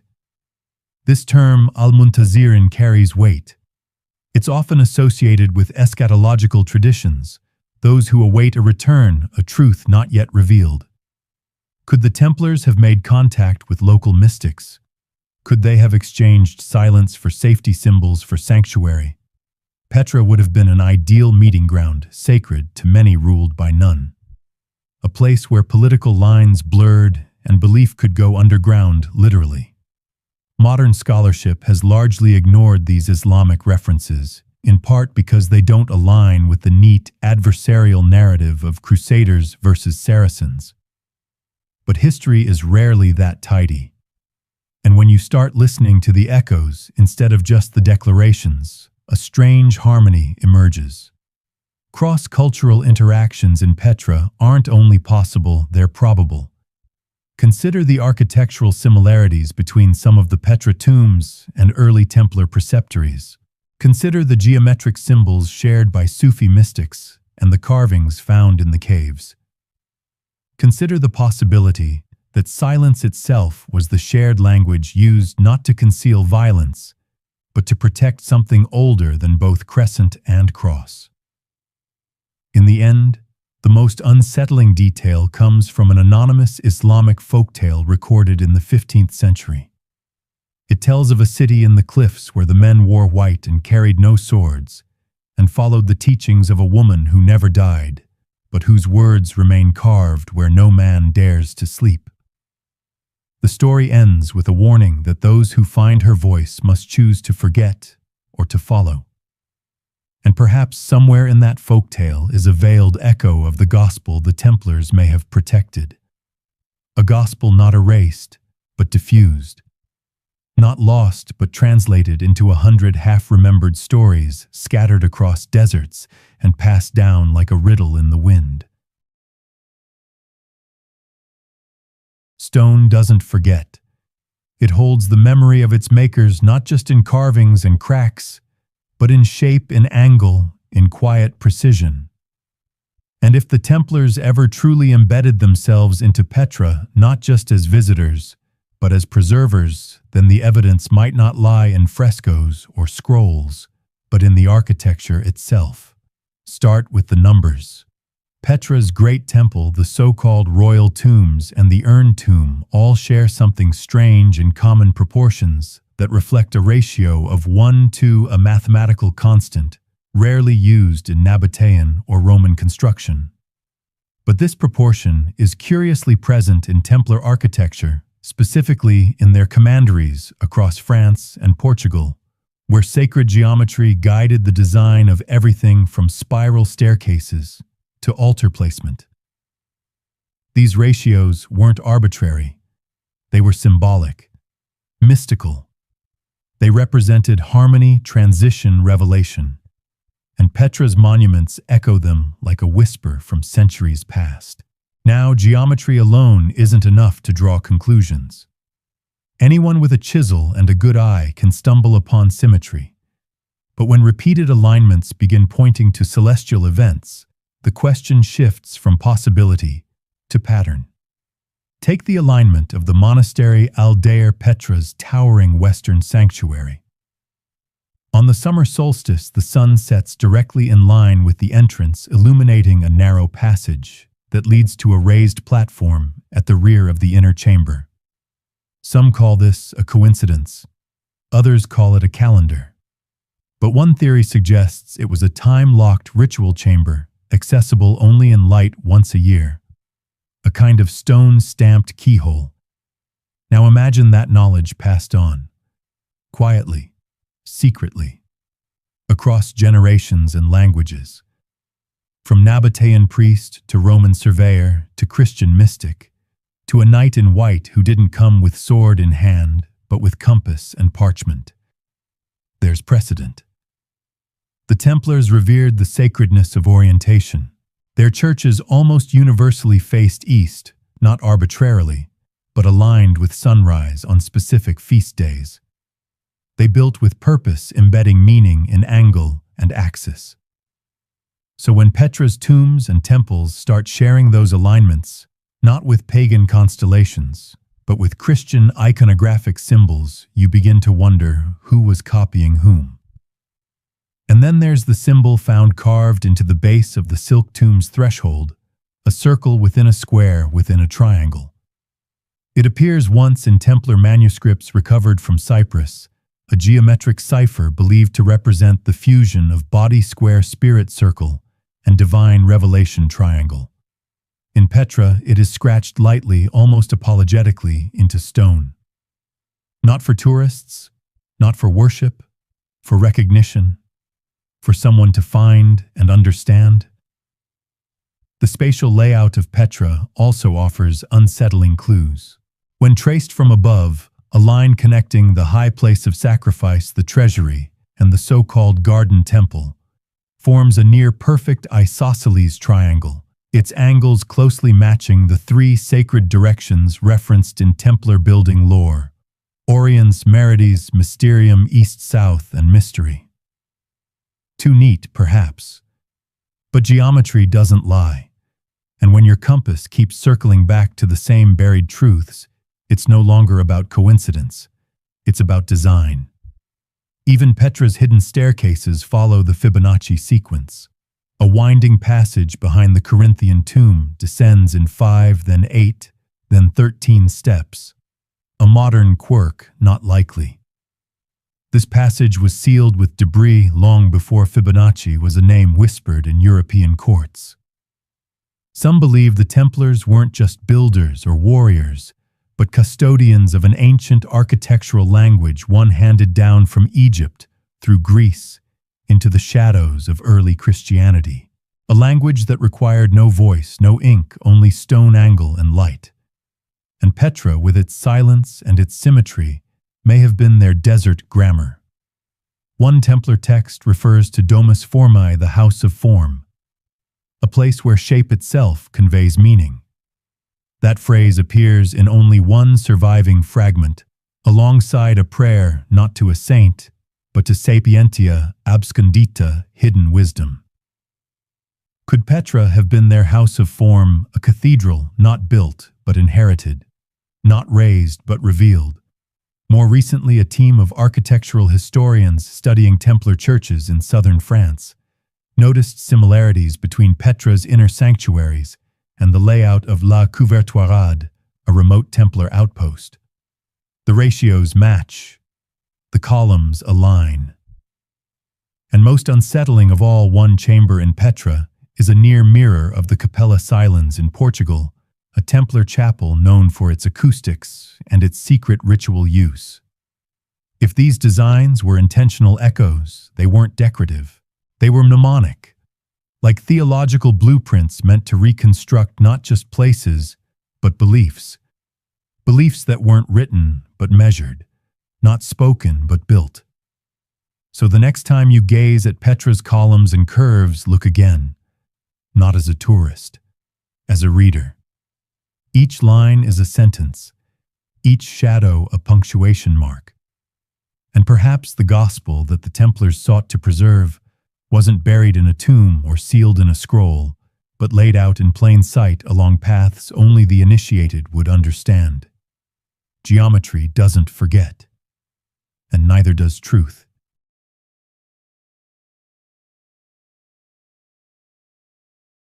They found him by accident. Not during a grand excavation, but while a local shepherd was searching for a lost goat. A narrow crevice beneath a boulder gave way to a hollow chamber, small, square, silent. And in the center of the dust-choked space, a skeleton curled, not like one laid to rest with ceremony, but as though he had crawled there to die. There was no coffin, no markings on the walls. Just the body, a rusted sword blade snapped beside the bones, and a stone shield leaning near the entrance, its face worn smooth by time save for one thing. A faint, unmistakable cross. Not the cross of the Byzantines. Not a crusader's cross with flared arms and gold leaf. This one was angular, symmetrical, quietly defiant. A Templar cross. Archaeologists dated the remains to the 12th or early 13th century, placing the man squarely within the period of crusader activity in the Levant. But Petra was never a battlefield. No army clashed here. No records suggest any knightly burials in the region, which makes the body and its lonely grave a problem. And problems, as we know, are often where history leaves its best clues. The body was incomplete, missing fingers on the right-hand vertebrae, damaged in a way suggesting a fall from height or a desperate crawl into a crevice. His boots, or what remained of them, were handmade from stitched animal hide, not European in style. A blend, perhaps. A life lived between worlds.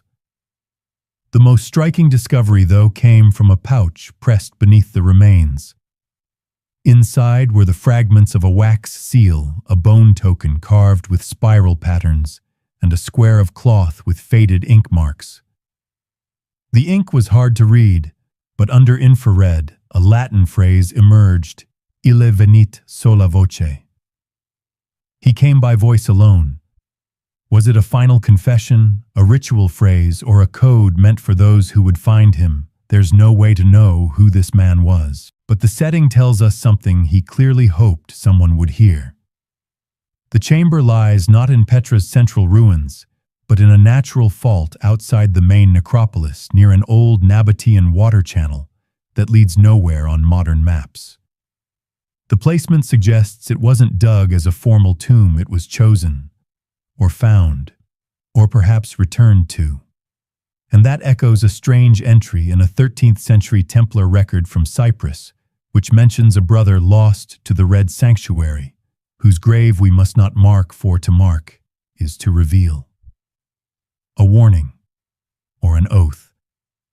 If the Templars were hiding something in Petra, something they believed sacred enough to die for, but dangerous enough to die with, then this man may have been one of its last sentinels, and the grave unmarked and unnoticed for centuries might have been his final act of guardianship.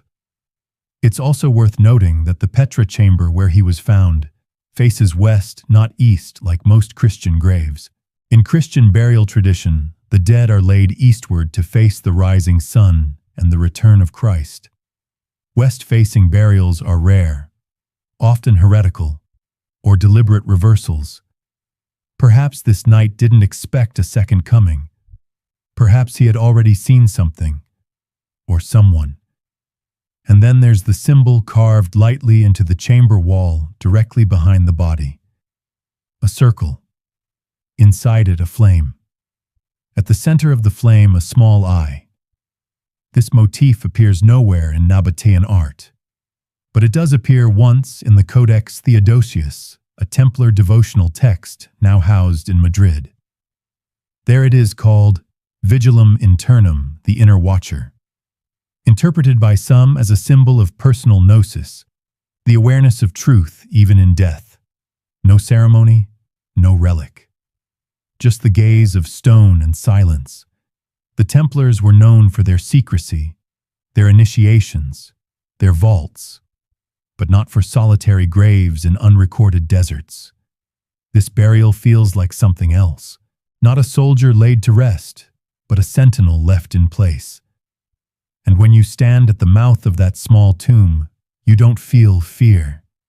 You feel memory. Heavy. Waiting. Perhaps he wasn't guarding something behind the walls. Perhaps he was guarding something buried within himself. A final gospel, a final vow, and the quiet hope that Petra would keep them both. Walk far enough into Petra's southern ravines, and the silence begins to change. It isn't just the hush of wind or the creak of settling stone. It's a kind of charged quiet, the kind found in crypts, confessionals, and places that feel like someone has just finished speaking, or is about to. And in the folds of that silence carved discreetly into rock walls, one name begins to appear again and again, though never fully spelled. Not Mary, not Magdalene, just hints. An M formed from twin serpents, a comb etched beside a crescent moon. A woman standing before an open door, her hand on the lintel, the stars carved in a circle above her head. To the trained eye, these images are unmistakable. They echo Gnostic iconography long suppressed by the Church. The feminine bearer of hidden knowledge, the one who sees first, the one who speaks after death. Mary Magdalene, and in Petra, she isn't grieving at the foot of a cross. She is teaching, leading, anointing. In one cave near the so-called broken triclinium, a frieze shows two figures seated opposite one another. One bears a beard and scroll, likely a Christ figure. The other, feminine haloed, touches his brow. Around them are four smaller figures, two on each side, kneeling not to the man, but to the woman. And beneath them, scratched faintly in Latin veritas per eam venit. Truth came through her. This is not Roman doctrine.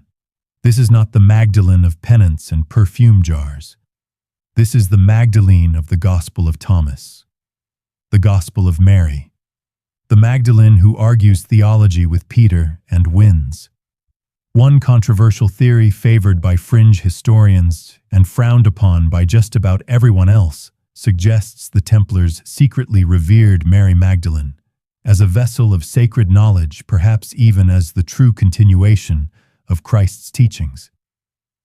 They were, after all, formed in Jerusalem. They spent years digging beneath the Temple Mount, and yet their early writings are curiously empty of Marian devotion, unless you're looking in the margins. Symbols associated with the Magdalene, the rose, the alabaster jar, the twin tower motif appear frequently in Templar chapels across Europe. And in Petra, they are scratched not with grandeur, but with care, with intimacy. A chamber behind the lion monument contains an alcove too small for ritual use, but on its walls are etched 3 roses stacked in a triangle. Beneath them a word in Greek Sophia, wisdom, the Gnostic personification of divine understanding often embodied in the Magdalene tradition. And beside it, almost hidden in the stone grain, a spiral leading downward, echoing the cave traditions in southern France, where Magdalene was said to have fled after the crucifixion. Coincidence, perhaps, or conspiracy. But even the conspiracy begins to feel reverent. The Magdalene of Petra is not a saint. She is a memory, a mirror, a figure refracted through secrecy and sand. She also appears faintly in a stone tablet uncovered during a 2002 restoration project, found face down beneath a pile of rubble behind the royal tombs. The relief showed a woman seated scroll in hand, with 12 small flames before her. The inscription, "She who taught them to see." If that sounds familiar, it should. The Templar rule in its earliest forms speaks often of illumination through darkness, light from within, fire without altar, the language of inner vision. It's possible, just possible, that the Magdalene was more than an inspirational figure to the Templars. She may have been a cornerstone of a suppressed theology, one that bypassed church authority, rejected masculine exclusivity, and upheld the feminine not as auxiliary, but as origin. Rome could never accept that, but Petra might, because Petra remembers those left behind, the broken, the buried, the erased. It offers no judgment, only space. And if the Templars carried a different gospel, one where Magdalene did not kneel at the tomb, but wrote what she saw, then Petra may have been the only place in Christendom where her voice could still echo, carved not into paper, but into stone. Petra is one of the few ancient cities where the Vatican never set foot, not officially, not in force, not with incense relics or rites. It wasn't claimed sanctified or renamed. No bishopric, no monastery, no cathedral relic transfers, just a long ecclesiastical silence. For a church that launched thousands of expeditions, mapped every stone of Jerusalem, debated over Golgotha's coordinates, and even risked scandal to recover saintly finger bones, this omission is curious, and curiously consistent. Even as crusader forces pushed eastward, even as Latin bishops lobbied for more territory, even as pilgrims flooded into the Holy Land, Petra remained off the theological radar. No call for a mission, no interest in conversion, just avoidance. One could argue it was too remote, too barren, too far from trade routes. But that never stopped Rome before. Pilgrimage sites were established in less accessible places for even flimsier reasons, such as a rumored footprint of Mary on a rock or a thorn that may have brushed Christ's cloak. So what made Petra different? A quiet trail of correspondence uncovered in the Vatican's secret archives during a mid-century audit offers a glimpse. A letter from 1194 penned by an advisor to Pope Celestine III notes Petra by name, calling it a city of whispers, profaned by memory, unfit for papal gaze. Strong language, especially for a place abandoned centuries prior. Another document, this one unsigned, warns that Petra is neither Gentile nor Christian, but something dangerously between. There is no record of a papal response. And perhaps that is the response. Because what do you do with a place that doesn't fit the narrative, that contains symbols too Christian for pagans and too heretical for Rome? A city carved by pre-Christian hands, bearing crosses that predate the Crusades and whispering stories from walls instead of scripture. You don't destroy it. You don't bless it. You simply leave it out. It's a strategy the Church has used before.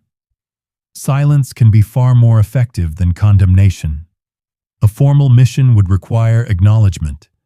A bishopric would require investigation. And that could lead to artifacts, carvings, texts, stories that don't align with the Gospels or worse, precede them. And so Petra remained invisible not just geographically, but theologically. Left to Bedouins, to travelers, to silence, and to the Templars. Because while the Church showed no official interest, the Templars did. Quietly, indirectly. Through rites and rituals, through geometric alignments and preserved chants, through oaths whispered not before altars, but beneath vaults of stone. If the Church suspected this, and it almost certainly did, then Petra's continued neglect becomes not just a bureaucratic oversight, but a strategic non-interference. Let the Templars bury what they will. Let the desert take it. Let time erase it. Only time didn't, because the carvings remain, the inscriptions remain, the whispers in desert folktales remain. Even the name Petra the Rock echoes with unwanted familiarity. A church built upon a rock. A woman seated upon stone. A teacher carving her gospel not into scrolls but into walls. Too many parallels. Too many mirrors. One theory whispered among archivists and rejected loudly by theologians suggests that the Vatican knew Petra had been used as a repository. Not for relics, but for memory. A place where those excommunicated from official doctrine might preserve their truths. Not to defy Rome, but to survive it. And Rome's response, strategic amnesia. To look would be to risk exposure. To dig would be to legitimize the thing buried. Far safer to let Petra fade half buried in sand and myth half remembered in apocryphal texts. But the silence wasn't total. In the late 16th century, a Jesuit missionary named Father Luca Ferraro was stationed in the Levant. In a letter home, he described hearing local tales of a city of red tombs where crossed men walk by moonlight and the bride speaks still. He asked permission to investigate. The reply came swiftly. Attend to souls, not stones. And so no mission ever came. The Church moved on. The Templars were extinguished, and Petra, wrapped in its veil of red stone, remained as it was unconverted, uncanonized, and perhaps most importantly, unread. A page left unturned in a book the Vatican no longer wanted to finish. They called them Hashashin, the assassins. Cloaked in black, hidden in the mountains of Persia and Syria, masters of fear, myth, and precision. Western chroniclers painted them as zealots, drugged and devoted, executing their targets with ritualistic devotion. But to their enemies, their mystery was more dangerous than their daggers, and to the Templars, it seems, they were something else entirely. Not rivals, not allies, something quieter, intermediaries. Whispers of this strange relationship appear in the least expected places. A travelogue by the German knight Arnold von Harf describes a curious detour taken by a group of Latin pilgrims in 1184, during which they were hosted by men of the shadows, not harmed, but escorted through mountain passes and into the outer valleys of Edom. He describes the men as speaking in riddles, servants of neither the crescent nor the cross, and bearing symbols unfamiliar to any Christian order. But they allowed the pilgrims safe passage so long as no questions were asked and no maps were drawn. Sound familiar? One letter preserved in the archives of the Order of St. Lazarus recounts a quiet treaty negotiated between the Templars and the assassins in the early 1200s. Most historians acknowledge this arrangement.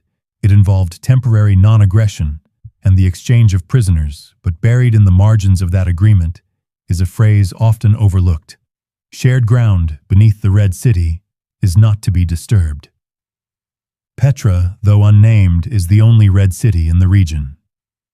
If true, this suggests a site not just protected by the Templars, but acknowledged, respected, even by the very group most feared for their stealth and zeal. And that changes the narrative entirely. Because the assassins were not fools, they revered hidden knowledge. Their faith, though Islamic in its roots, was mystical, layered, Gnostic in temperament. They believed in cycles of revelation, in the silence between divine utterances, in truths too sacred for unworthy ears. And the idea that a place like Petra, layered in pagan Christian and perhaps pre-Christian meaning, could be sacred to them as well, isn't far-fetched.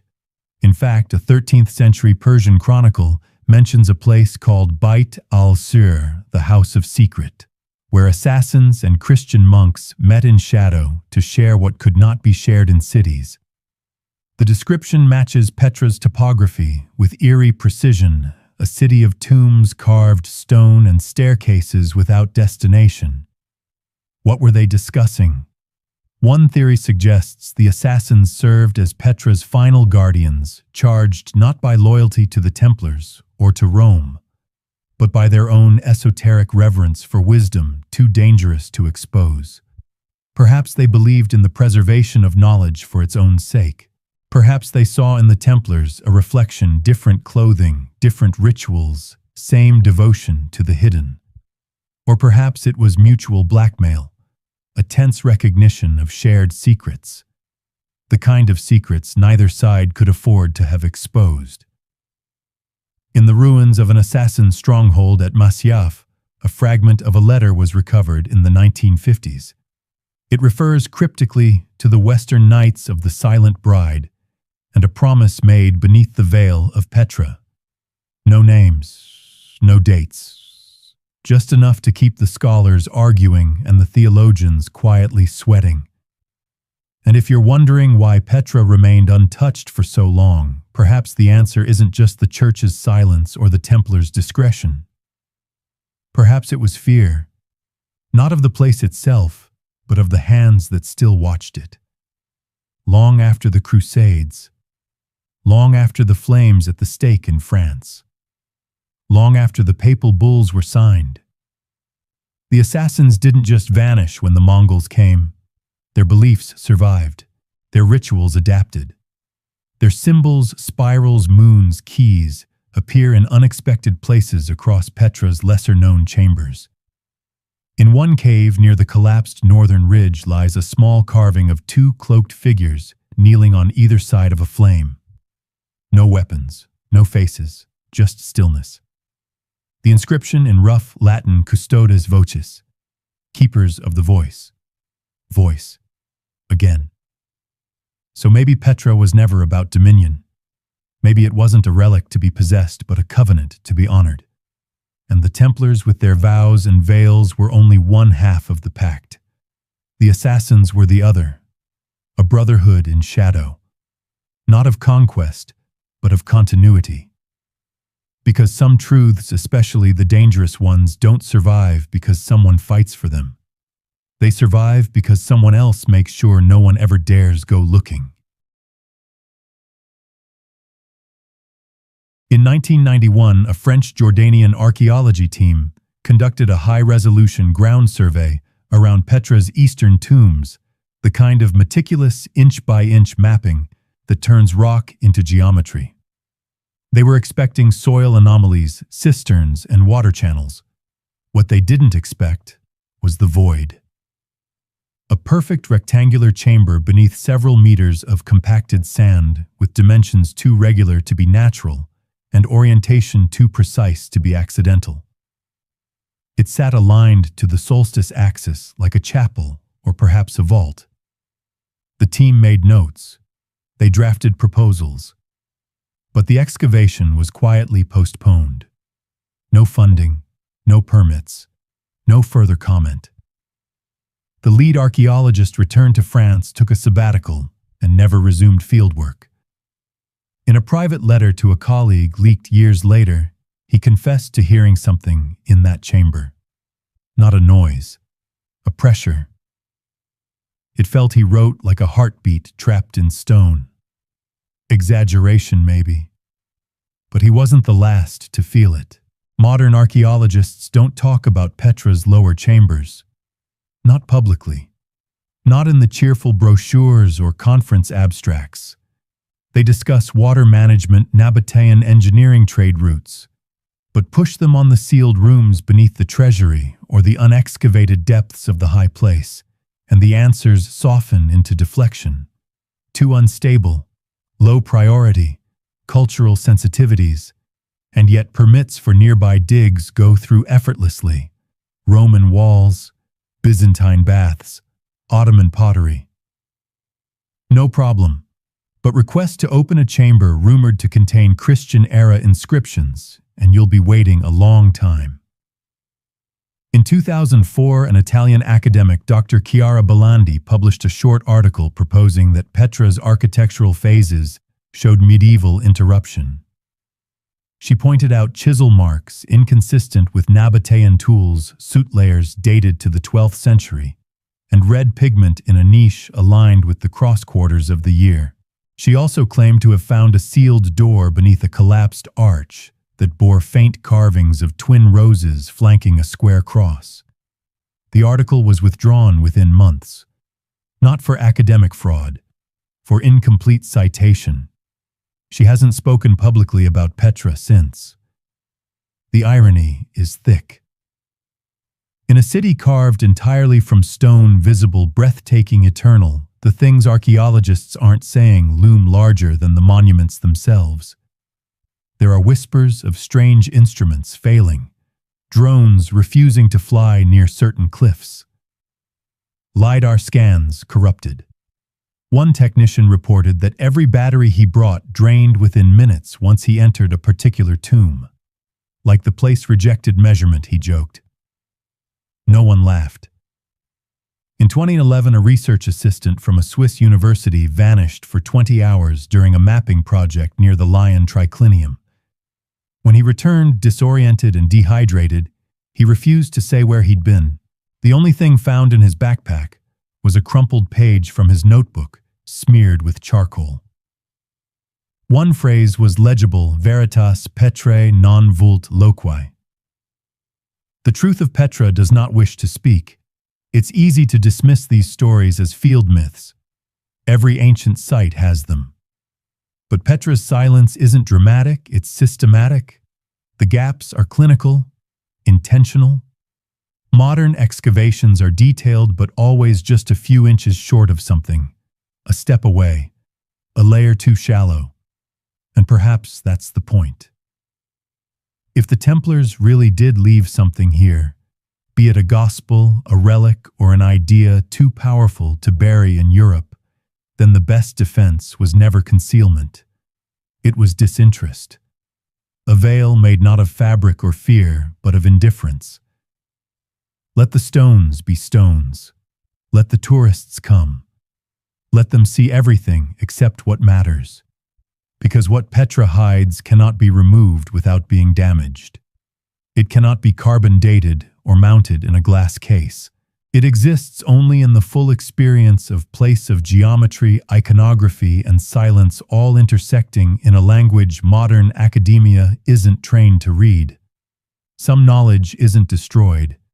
It's orphaned, left behind on purpose, waiting not for the right tool, but the right question. And maybe that's why the archaeologists look away. Not because they don't know what's down there, but because they do. If Petra is the wound, then Rennes-le-Château is the scar. A sleepy hilltop village in southern France, home to more sheep than people, and more questions than answers. For most, it's just a quaint detour on the road to Carcassonne. But for those tuned to a different frequency, it's the epicenter of something stranger: whispers of lost treasure in coded church art, and a priest who got too close to a truth that shouldn't have survived. The story begins, or rather reawakens, with Abbé Béranger Saunière, the 19th century parish priest, who, after discovering something unknown in his dilapidated church, suddenly became very wealthy, very secretive, and very fond of commissioning artwork with disturbing Gnostic undertones. His renovations to the Church of St. Mary Magdalene included an altar depicting the penitent Magdalene not beneath the crucifixion, but alone in the wilderness, gazing upward. The statue bears the inscription, Terribilis est locus iste. This place is terrible, or more precisely, awe-inspiring, or sacred. It depends on who's translating and who's uncomfortable. None of this would raise eyebrows were it not for a curious detail buried in Saunier's private notebook's codes, drawings, symbols that don't belong in the diary of a provincial priest. Among them, crudely sketched, is a triangle with a rose at its center. A symbol found also in the margins of a Templar codex stored in the library of Toulouse. But more disturbingly, found again carved faintly into stone in Petra's garden temple. The connection between these two locations, Petra and Rennes-le-Château, seems absurd. Thousands of miles, centuries apart. But once you begin looking, the echoes get louder. For instance, the Magdalene obsession.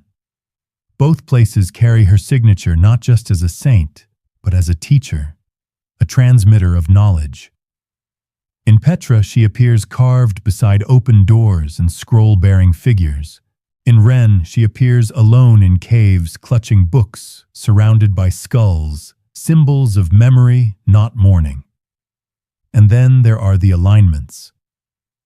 Petra's sacred geometry, the triadic layout of its primary monuments, matches the dimensions found in the diagram Saunier, scribbled on the back of a sermon. His triangle pointed not to Jerusalem or Rome, but to an unmarked patch of ground near the village cemetery. A place he fenced off, a place he visited often, and a place never publicly excavated. Some theorists granted of the tinfoil persuasion believe Saunier stumbled across a Templar cache, not gold, not relics, but documents. Ones that contained knowledge passed through generations of secret custodians. Knowledge born in Petra, buried in stone, and carried perhaps by the Templars themselves across the Mediterranean before their arrest. There's circumstantial evidence, of course. One Templar fleet unaccounted for after the suppression in 1307. A series of properties purchased by known Templar sympathizers in the Languedoc region in the following decades. And finally, a long history of Cathar resistance, another Gnostic-leaning Christian sect, suppressed by Rome, whose strongholds lie not far from Saunier's village. Could Petra have been their spiritual origin point, a desert mother house for a different gospel? And could Rennes have been the child? There's one document that may support this, held in the Bibliothèque Mazarine. It's a letter from a 17th century abbot, describing a small brotherhood in the Pyrenees who keep to the red memory and the bride's seal. He names no names, but he draws a symbol, a circle with a line descending ending in a flame. It's nearly identical to the glyph etched inside the Petra tomb where the unmarked knight was found. And that's where it all starts to tighten. Petra, the city of carved silence. Rennes, the village of buried memory. 2 points on a forgotten map. 2 locations that seem to pulse with the same heart. Both heavy with Magdalene imagery. Both tied to the Templars. Both avoided by official church interest, like leper colonies of belief. There's a theory that the real Templar treasure wasn't ever a physical object, but continuity. A line of knowledge passed not through kings or cardinals, but through chosen hands. Quiet, devout, scattered like seeds, from desert rock to hilltop chapel. And maybe that's why Saunier built a tower Tour Magdala facing nothing, leading nowhere. Maybe it wasn't for show. Maybe it was for memory. A reminder to anyone watching that the teacher's gospel didn't die in the desert. It just moved. The scroll ends mid-sentence. The parchment, believed to be one of the most controversial Templar relics ever uncovered, cuts off just as the speaker, presumably the teacher, begins to describe the journey beyond the river. The lines are faded, water-damaged, warped by time and perhaps intentional erosion. One word, however, remains unmissable: Petra. No context, no narrative flourish. Just the name chiseled into script, as if it were not a city but a conclusion. The last stop in a gospel too fragile to be canonized, too incendiary to be read aloud. Several versions of this partial manuscript exist, all inconsistent, all incomplete, but eerily aligned in their final movement. Each version drifts from parable into direction the path splits. The bride weeps, the teacher steps down. Then comes the refrain. The red veil. It's a phrase that has haunted fringe theologians for decades. Is it symbolic, literal, topographical? A metaphor for death, or a description of something very real, very stone-carved, very Petra? Because the high place of sacrifice in Petra, long assumed to be a Nabataean altar, bears a carving of a figure parting what appear to be two curtains, drapes, veils. They're abstract, barely preserved, but one side is pigmented in faded red, unlike anything else in the complex. And the inscription beneath, translated loosely from Aramaic, reads, "She passed beyond the opening and became hidden." There is no record of such language in Nabataean funeral practices, nor in early Christian burial rites. But it does resemble language found in one place, the Gospel of Mary. In that apocryphal text, Mary Magdalene describes visions in which the soul passes through layers of reality, veils of fear, desire, and ignorance before reaching rest. And if Petra's carvings echo that symbolism, then this isn't just a burial site. It's a transmission device, a physical gospel encoded not in words, but in stone rituals and carved metaphors. Some believe the Templars discovered such texts in Jerusalem, perhaps beneath the Temple Mount, and realizing their heretical weight, carried them into exile, into the only place they believed no one would look, a place neither Rome nor Constantinople dared tread, a city already shrouded in ambiguity, a place that wouldn't amplify the gospel, but absorb it. There's also the matter of the teacher's tomb.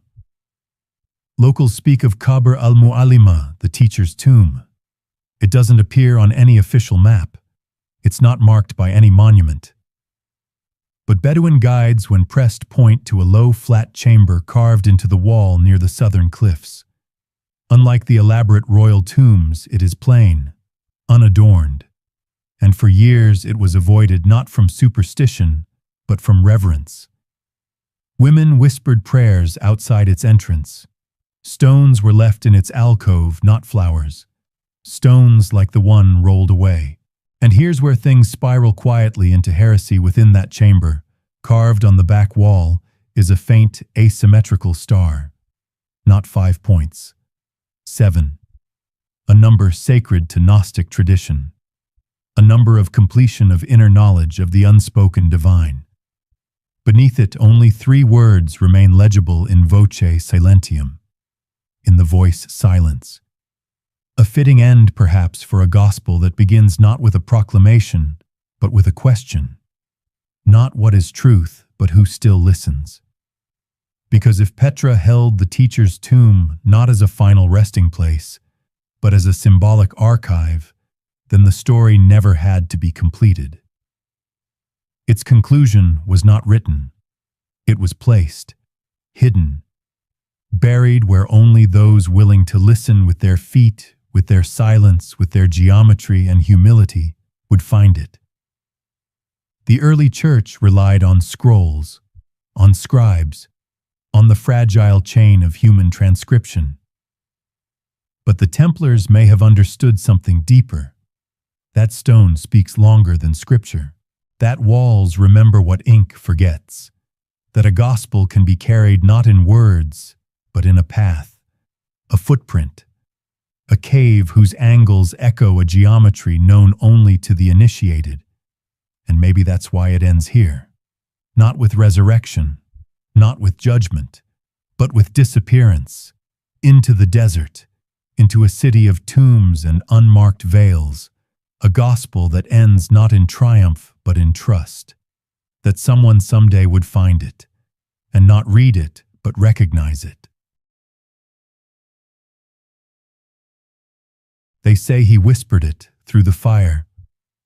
Jacques de Molay, last Grand Master of the Knights Templar, stood on the scaffold in Paris with his flesh already blackened, cracked and curling. The flames licked upward, eager to consume what remained of his order. He didn't scream, not even as his bones began to separate. Instead, he lifted his head and said something no one could quite agree on. Some heard a curse aimed at Pope Clement and King Philip. Others heard a confession, a plea, or even a prayer. But there's one record ignored, tucked away in a marginal note of a 14th century Cistercian chronicle that claims de Molay's final word was Petra, not in Latin, not in French, in Arabic. Pronounced in the soft dialect of the Levant Albatra, a single name muffled by smoke. Of course, historians scoff. Convenient, impossible to verify, easily misheard. But if the Templars had truly safeguarded something in Petra, a gospel, a body, a heresy so volatile that both church and crown would burn to silence it, then perhaps the Grand Master's final breath wasn't a curse. It was a location, a handoff.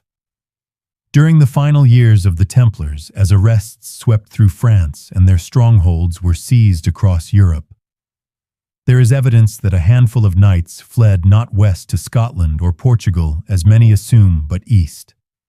The Mediterranean route was too closely watched, the Alps too treacherous.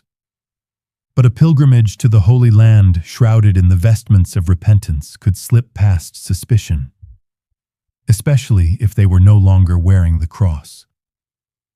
One record from the Armenian kingdom of Cilicia notes the arrival of foreign penitents dressed in black, traveling without banners.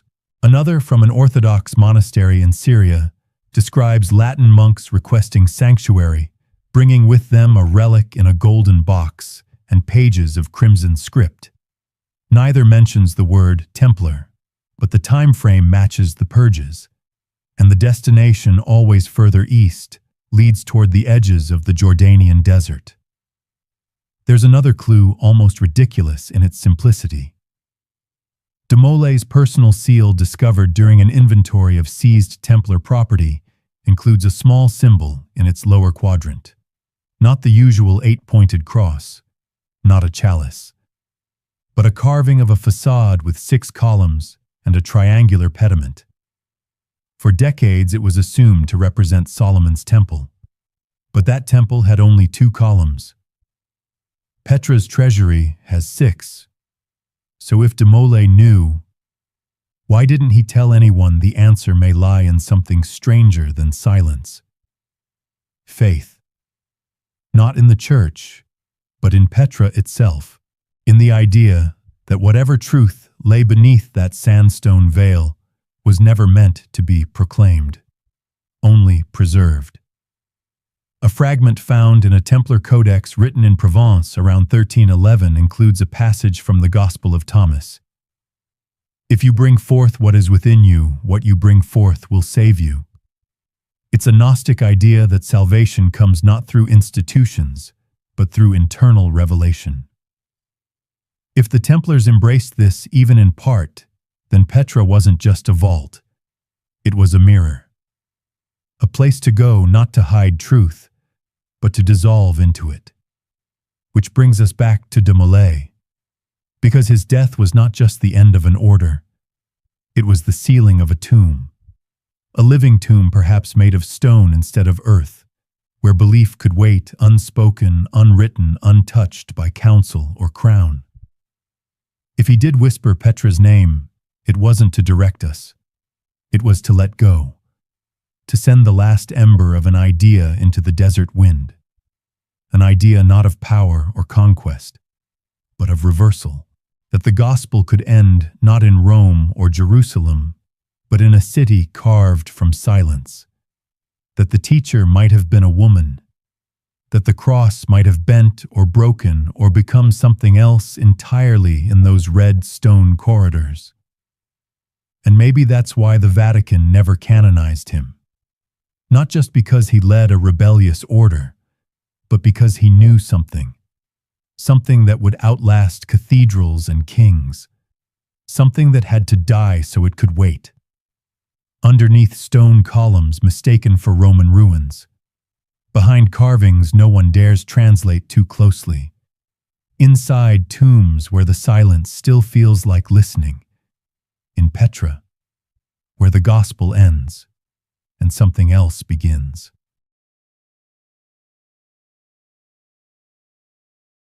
It was never about gold, not really. Not even about relics or bones or forbidden books. Those might have been the symbols, the carriers, the wrapping. But what the Templars found, if the trail holds, if the carvings and scrolls and unmarked tombs speak truly, was a story. And stories, as it turns out, are far more dangerous than treasures. Petra was always about story. The Nabataeans carved their myths into stone. Roman traders laid roads between gods. Byzantine pilgrims whispered prayers in mosaic chapels. And sometime after the First Crusade, according to a dozen scattered clues and a few desperate scribbles in forgotten margins, a different kind of visitor arrived, not to convert or to conquer, but to listen, to look, to dig. The Templars may have come first as knights, but they left, if they left at all, as something else. Quiet, unarmed, focused not on battlefields but scrolls, not on relics but gospels, specifically a gospel that didn't look like the others. If we accept the reports, half ignored by mainstream scholarship, scattered across European monasteries, Turkish archives, and a locked box in the Vatican's secret archives, we find fragments. Descriptions of a woman who led of a teacher from the shadows of a red city where the bride whispered. And these words appear again and again alongside one symbol, the 8-pointed star etched near the Templar cross, not above or below, but beside it. Scholars of Gnostic texts have long puzzled over the absence of Mary Magdalene's full voice. In canonical texts, she fades. In the Gnostic Gospels, she speaks, but the text often breaks, as if someone tore out the conclusion. What if that ending? What if her version of the ending was preserved elsewhere? Not in parchment, but in stone. The carvings in Petra's hidden chambers, in the tombs beneath the treasury, and inside caves. Tourists are never allowed to enter, tell a tale in gestures. A woman with outstretched arms, not in supplication, but in instruction. A child sitting beside her, not below her, watching her lips move. A man standing behind them, faceless, and always a star above the three. No crucifixion, no resurrection, just light. If the Templars found this gospel or something like it, they faced a choice. Bring it to Europe and face excommunication, even death. Or hide it, not out of fear, but because they understood what it meant. This gospel would not change the church. It would undo it. It suggested that authority didn't come from Rome, that salvation didn't require clergy, that the holy didn't descend from a man nailed to wood, but emerged from wisdom passed between equals, perhaps even from mother to child. It proposed a Christianity built on companionship, not hierarchy, vision, not vengeance. And Petra, desolate, beautiful, carved by hands that seemed to write in stone, the very refusal to be ruled, was the only place it could live. A city already forgotten, a place Rome had never truly controlled, a crossroads where the desert could swallow noise and leave only truth. So they left it there, guarded by distance, wrapped in myth, protected not by force but by implausibility. Because who would believe that knights of a Catholic military order fled into the sands to preserve a gospel that made the church irrelevant? Who would believe they carved their final truths into Nabataean walls? Who would believe Petra held not treasure but an idea, and yet? The evidence trails across maps that shouldn't show that route. Graffiti no one admits matches Templar hands. Vaults that scanners confirm lie beneath the treasury, though no one will drill. Letters in the Vatican that refer to brothers in the Jordanian lands who went too far. And at the very end, a dying Grand Master whispering a name he wasn't supposed to know. The church never destroyed Petra's gospel. It didn't need to. The Templars buried it themselves, not as a failure, as a choice. Because some stories aren't meant to be shouted, only heard in silence. And Petra, the Red City, the Veiled City, the forgotten gospel carved in breathless stone waits. Not for proof, not for conquest, but for someone quiet enough to listen. The light here moves slowly. Long before the tourists arrive, before the sand warms or the guides brush dust from sandals, Petra is already awake. Not loudly, not brightly, just watching. The wind slides through the Sikh like a whisper through stone lips. Faint echoes dance across its walls, carrying voices that no longer have bodies, just meanings. You stand there somewhere between the carved treasury and the unmarked tomb, and it's not hard to imagine a time when silence was more trusted than words. Somewhere beneath your feet, they say, are chambers no one has opened. Not because they're locked, but because no one dares ask what they were hiding, or preserving, or honoring. Maybe that's the right word, honoring, not burying, not hiding, but protecting something that could only survive in exile. A story, a vision, a gospel with no throne, no bishop, no sword. It doesn't matter now whether you believe the Templars were here. Not really. The carvings are real. The voids beneath the sandstone are measurable. The letters in the archives mention a Jordanian enclave and a dangerous truth, and the Magdalene echoes there louder than ever if you listen the right way. What matters is that the desert remembers, and it does not forget the shape of light. The stone here has seen emperors kneel and merchants vanish. It has watched children become symbols, kings become myths, and secrets become history. And now in this final hour, it watches you. Did they find a gospel here? Did they leave it behind, or did they carve it into the city itself so that no one could ever erase it? The sun dips lower. The light turns red, then amber, then bruised purple. One last glint catches the edge of a carving, the woman, the child, the star. And then it fades. Some stories never needed to be spoken aloud. They were always written in stone, waiting.